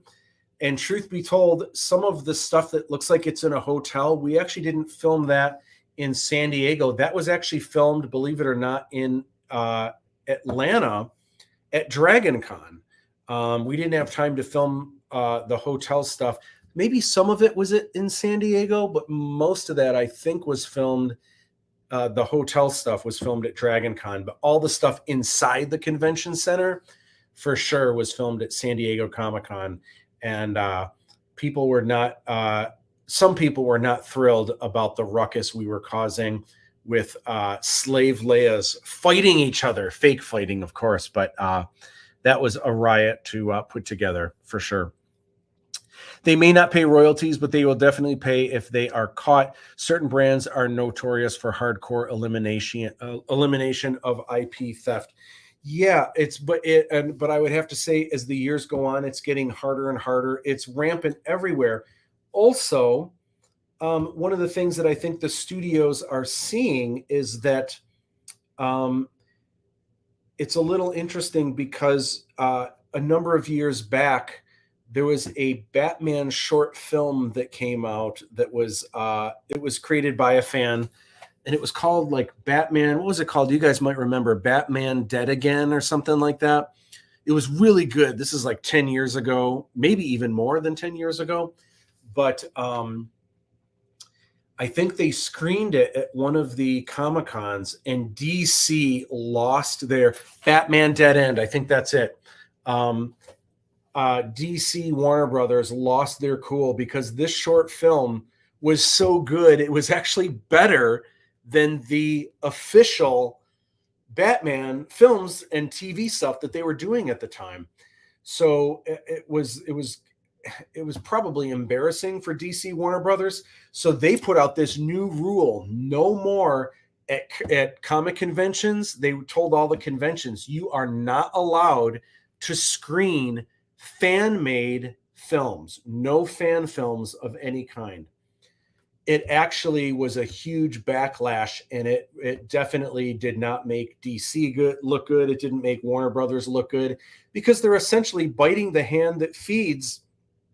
In a way, it was cool because it was the fans showing what they really wanted to see, what kind of material they really wanted to see. And it was just something the fans were doing. They weren't selling it.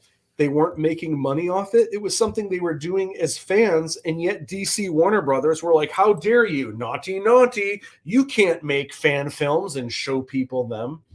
And it's just kind of silly. So I think that was also an eye-opener to a lot of the other studios, where they've realized at the end of the day, this is fans doing fan things for the fans.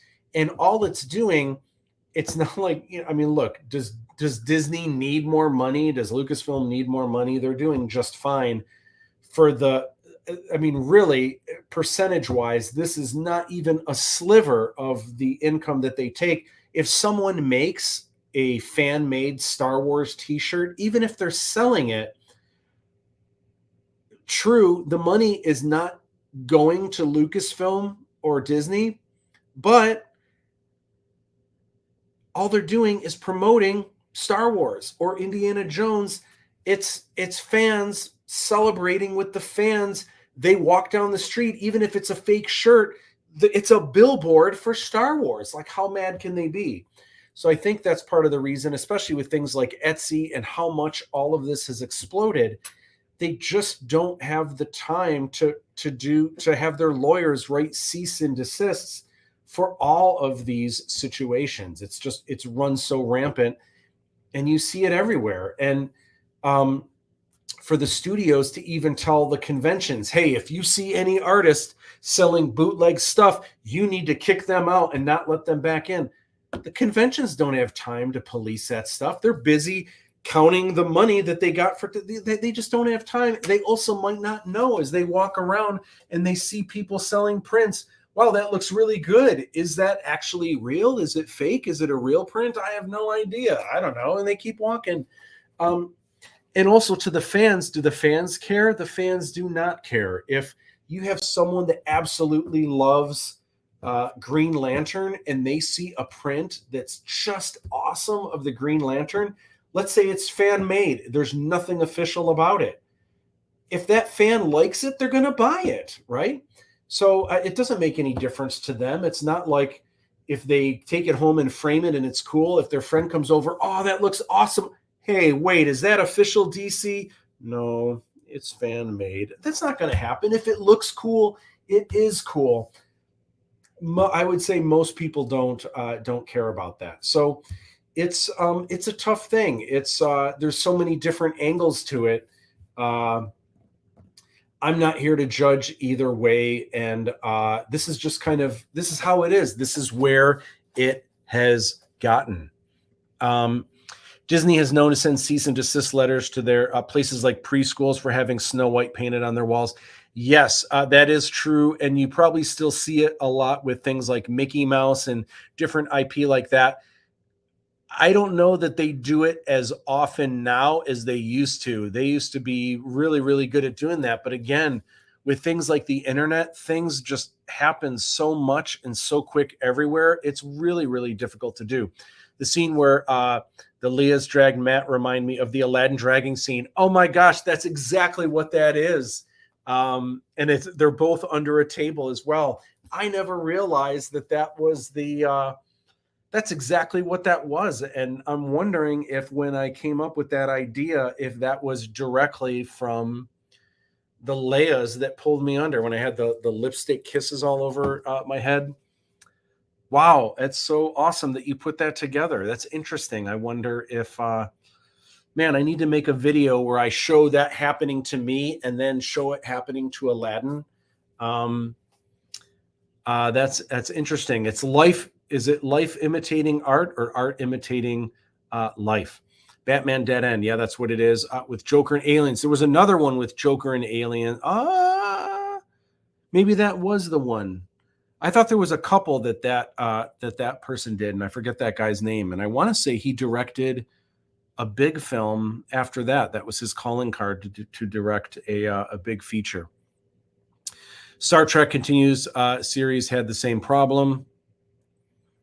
It's like whack-a-mole now to pursue legal recourse on the internet. Yeah, that's a great way to put it, Dave.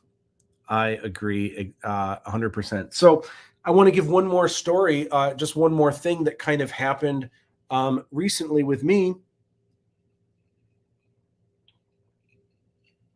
Because truth be told, I actually almost exhibited at Comic-Con this year. And I was on the fence about it early in the year.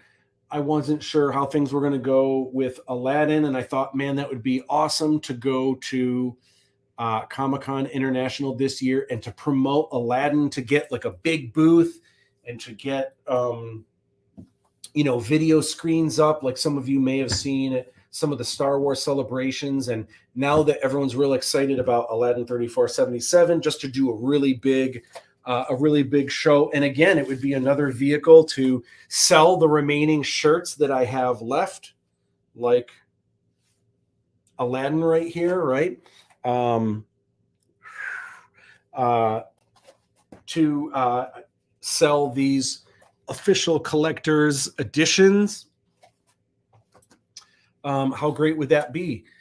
But then as time went on, I went super broke a little more than halfway through the Kickstarter. I think I've talked on this live stream before about the advertising that I was doing and how I ran out of money. I basically maxed all of my credit cards again, just like I did when I was making the movies, trying to promote. So I'm still bouncing back from that. I'm not looking for sympathy. Everything is great. Everything is fine. But it was very clear that spending a good $20,000 to set up at Comic-Con was not going to happen this year. I'm hoping in the future we can. It would have been awesome to do it this year because with all of the other writers and actors strike, all that stuff going on, there's probably not going to be a lot of movie stuff there. So going there to promote Aladdin 3477, oh my gosh, it would have been amazing, right? Well, so I knew early on I was not going. Then I got a call from a friend in the industry, and I'm not going to name names because I don't know how much of these official details I'm able to reveal. But I can say that one of the major companies that is grandfathered in, and I know they're grandfathered in because I know the people that own this company and I've talked with them, and they have told me that they're grandfathered in and they don't have to pay anything to set up. And I know this because when I told them how much I have to pay, they were like, "What?" And I was like, "How much do you guys have to?" Because they have this big booth and it's very cool. Everyone's excited to see their booth every year. It is amazing. It is one of the showstopper places that everyone's excited to see what this company does with their booth every year. They couldn't believe how much I had to pay at all. And the fact that I was a single person paying this much for a single space where they have so much space to kind of do whatever they want. And even though they're grandfathered in, I'm sure there are expenses. They have to pay for hotels. They have to pay for all of their staff to go there and work. They have to pay to get those materials there. They have to pay to get the stuff back. But the actual space, they don't have to pay for. And that, if it was artists paying for those spaces, oh my gosh.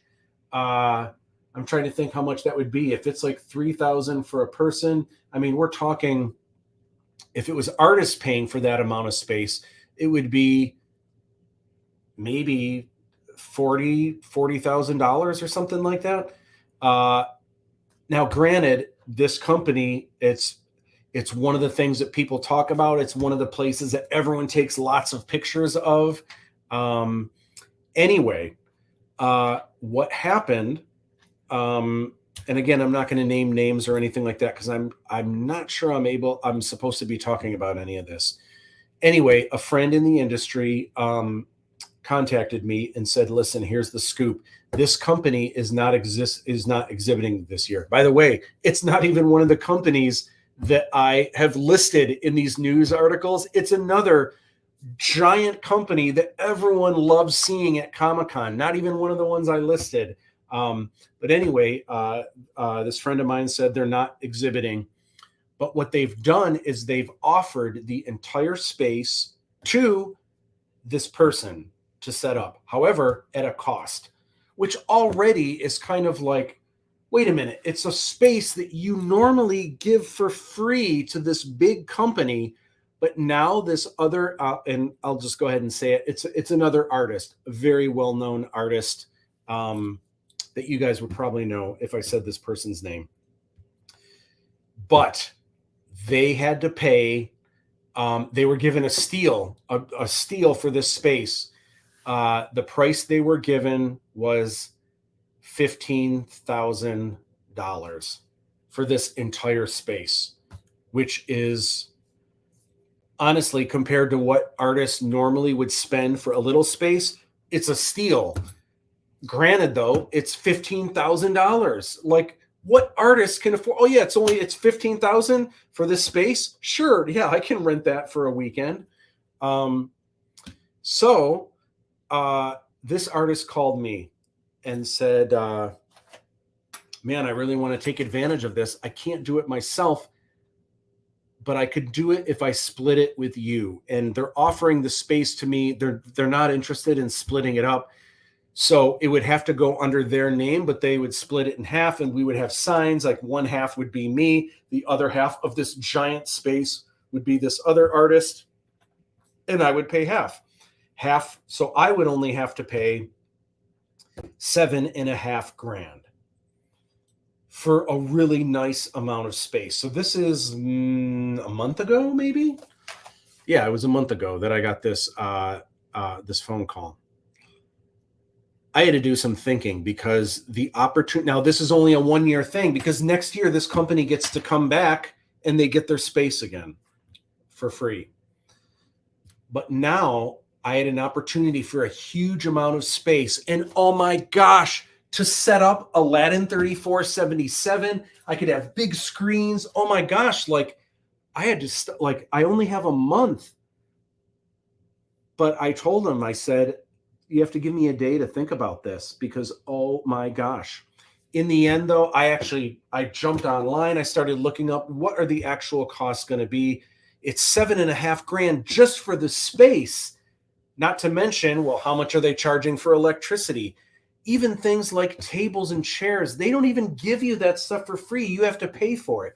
Or I can bring my own tables and chairs. But coming from Detroit, Michigan, the cost of bringing tables and chairs from Detroit, that's even more expensive. The cost per table, I believe, is usually anywhere from $250 to $300 per table. That's a lot. Like, you can just go to Home Depot, you can buy those same tables for $40, and then you own the folding table. However, now how are you going to get it? And how are you going to get it to Comic-Con? You've got to pay to have the crew bring in the heavy stuff and to unload. You have to pay for everything. And there's a union that handles everything for you, and you're not allowed to bring in your own stuff. It's just, oh my gosh, it's crazy, right? So I had to do some thinking on top of in order to do this, I had to muster up $7.5 grand. I've got some pretty good debt from all of the advertising that I did during the Kickstarter. So I did some thinking about it. I checked into hotels and the hundreds of dollars a day they're doing per hotel.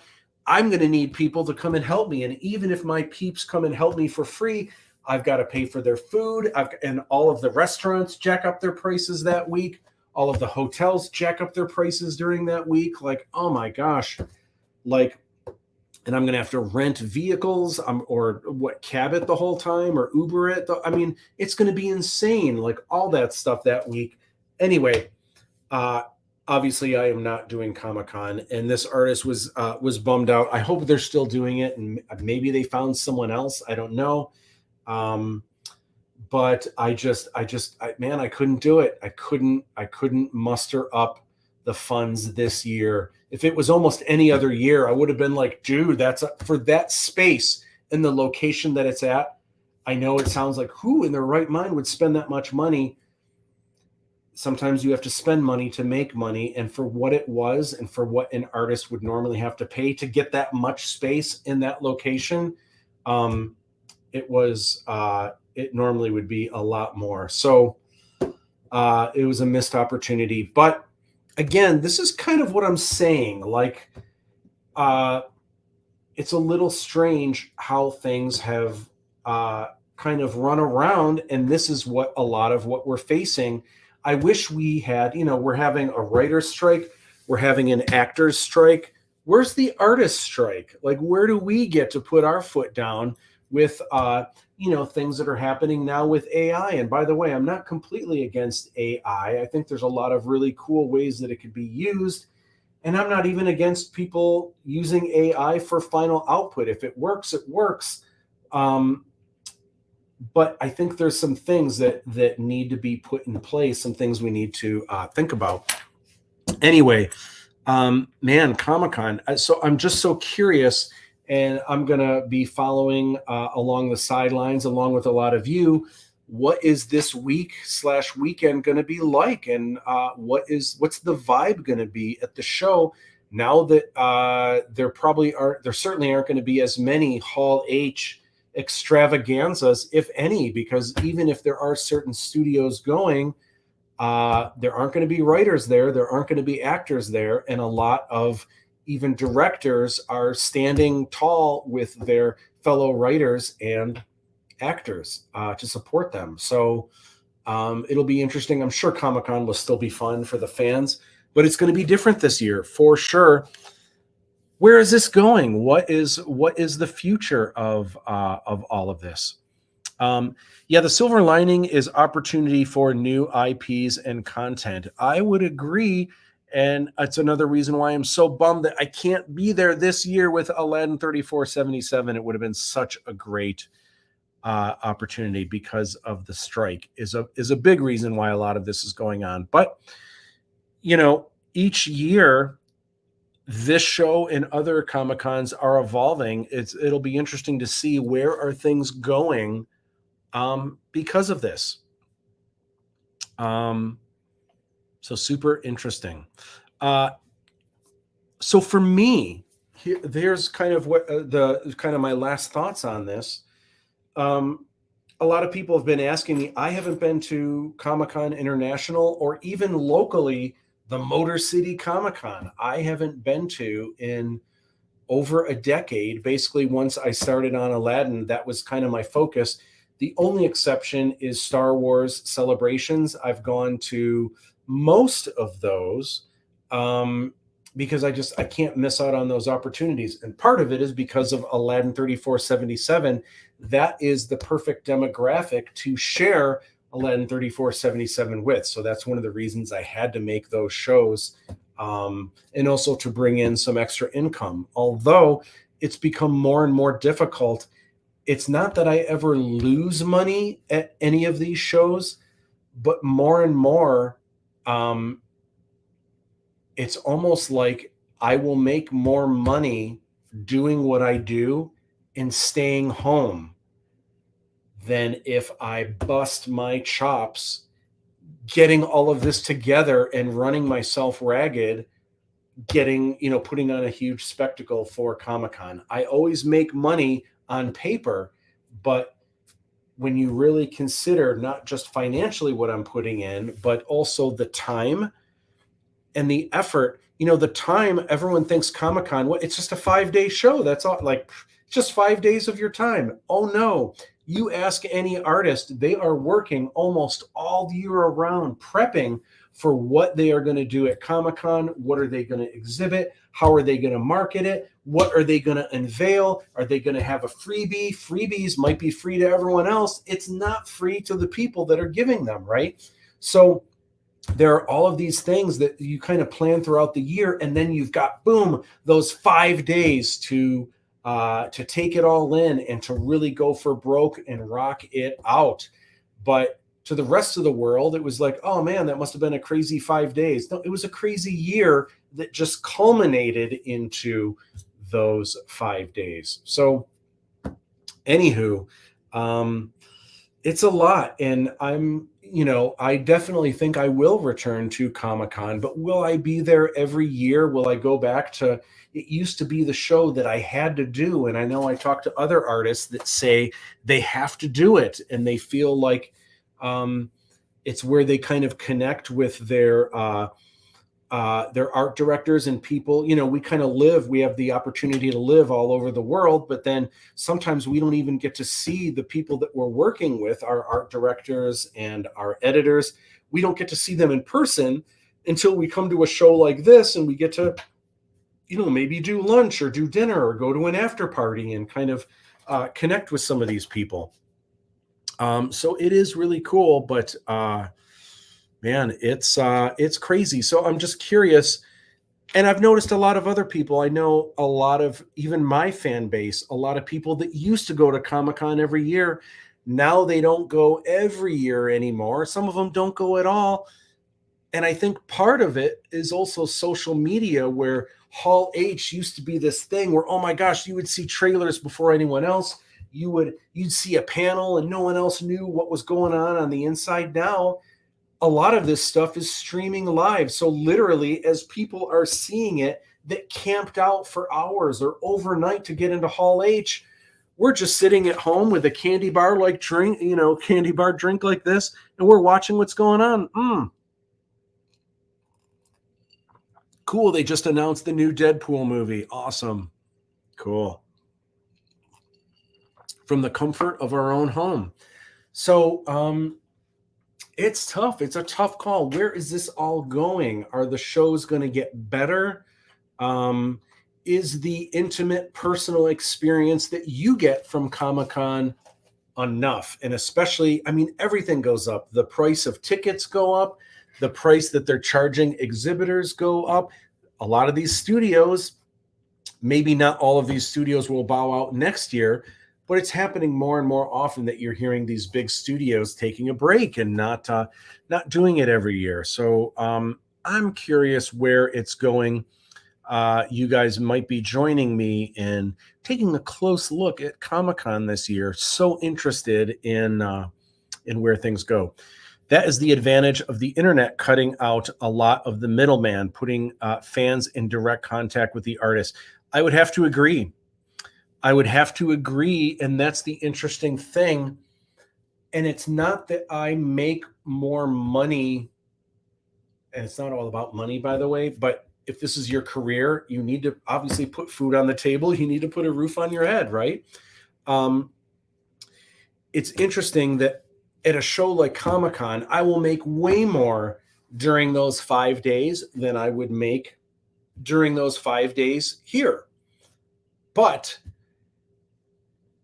when you take away all of the work and the effort and the money that goes into everything else that kind of culminates into those 5 days throughout the year, versus throughout the year that I could be spending that time doing other stuff, which, by the way, the last 10 years that I haven't gone to Comic-Con, I have made a trilogy of live action sci-fi action movies that I have written, directed. I did all the concept art. I storyboarded every frame.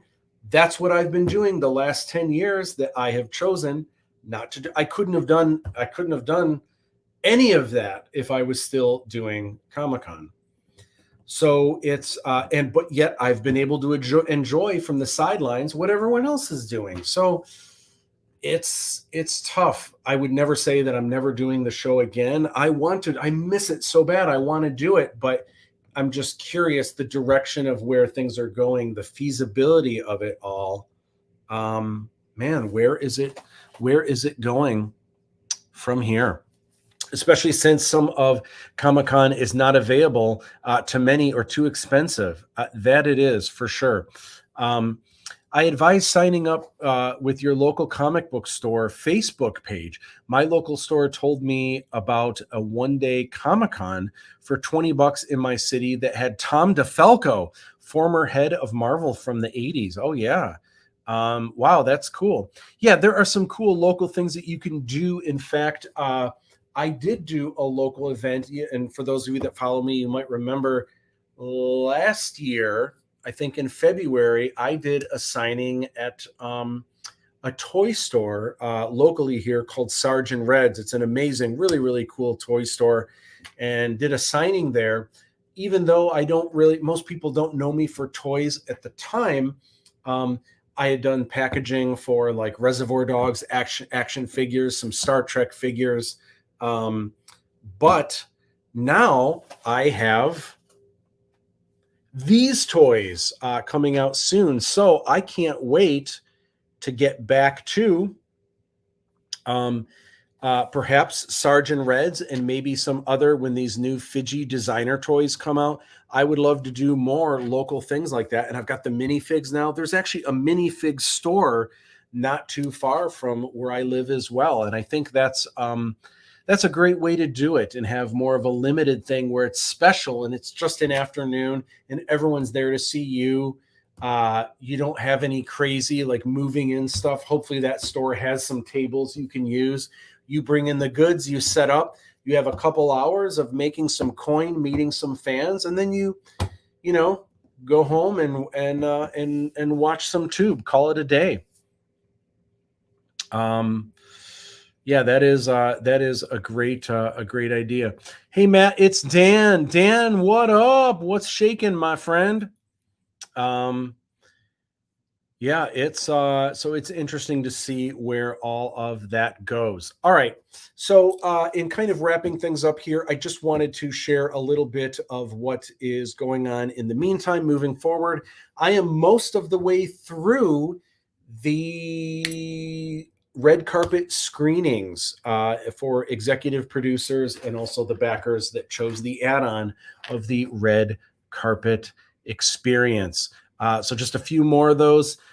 Some of these last ones, I'm just trying to juggle around some different dates and stuff. Also, I am through each time I have one of these, I'm watching and feverishly taking notes. And I think the last time that I did this, I only had 5 pages of notes. And so in between doing these swag boxes and such, I've been back editing once again, and I have I think just 2 more pages of notes to go through, mostly with audio, just really making sure the surround and the surround sound and everything just really matches up really nice and sounds awesome. There's a couple things where I'm adding a little bit more sound effects to just make it even more immersive, or there's some things where maybe this is a little too loud and overpowering, or maybe we need to hear a little bit more of the jungle in the background so it feels like we're there. Maybe the music could come down or go up in certain areas. So I've just really been having a lot of fun kind of rocking out that. Was walking in downtown Utica and saw your trailer playing on a shop. Pretty cool to see that. Awesome. That was probably TH3 Studio in downtown Utica. And we didn't film any scenes from the movie there, but we have filmed a lot. Oh, actually, I take that back. There are some really quick blink and you'll miss it things that we did film at the studio in the Cybar.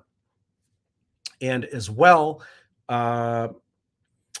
we filmed a lot of the promotional and took a lot of promotional photos that you guys have seen at the studio. But that is Eric Steele's The Studio, and Eric Steele plays Aladdin. That's his professional creative playground. Next up, not this week, but coming soon, there is a really cool video that is going to kick off Steve Panketai's behind the scenes Aladdin 3477 series on how these films were made. There's over 30 videos that Steve Panketai has produced. Now, some of these videos have spoilers, not just from the first movie, but all the way through movie 3. So not all of them can be released kind of during the initial, this first movie coming out, but a lot of them can.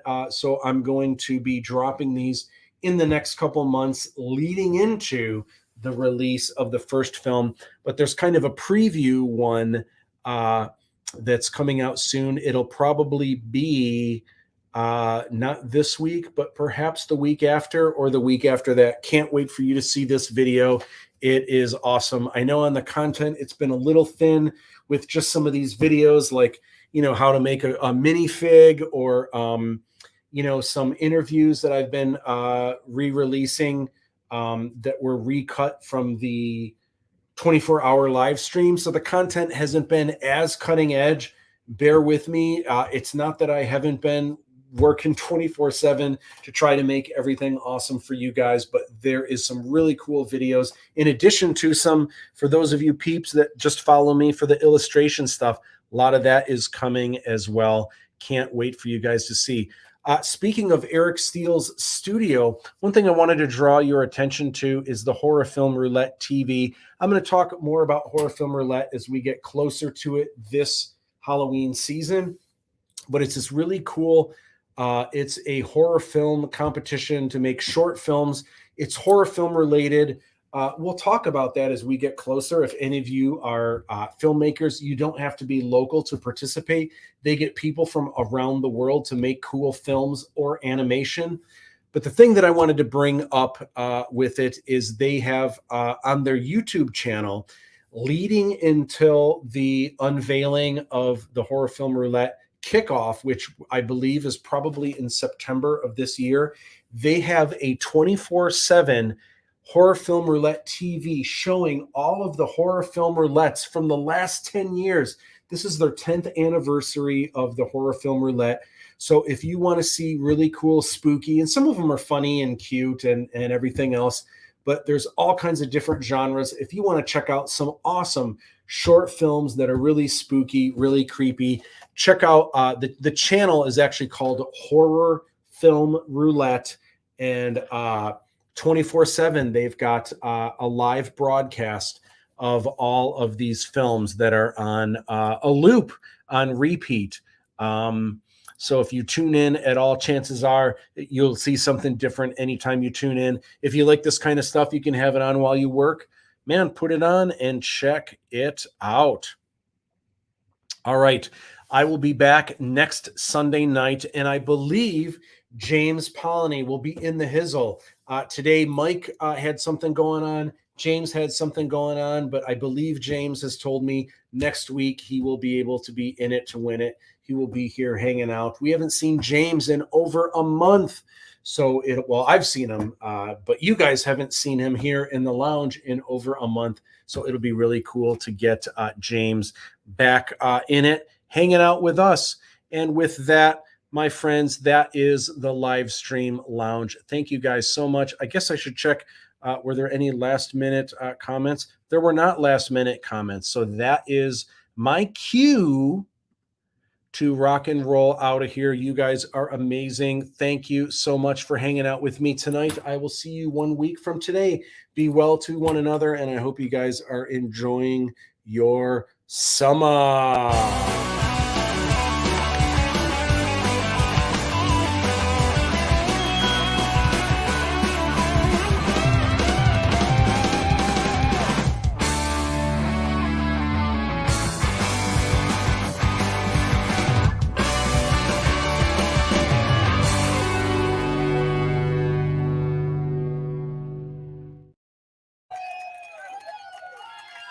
Cheers.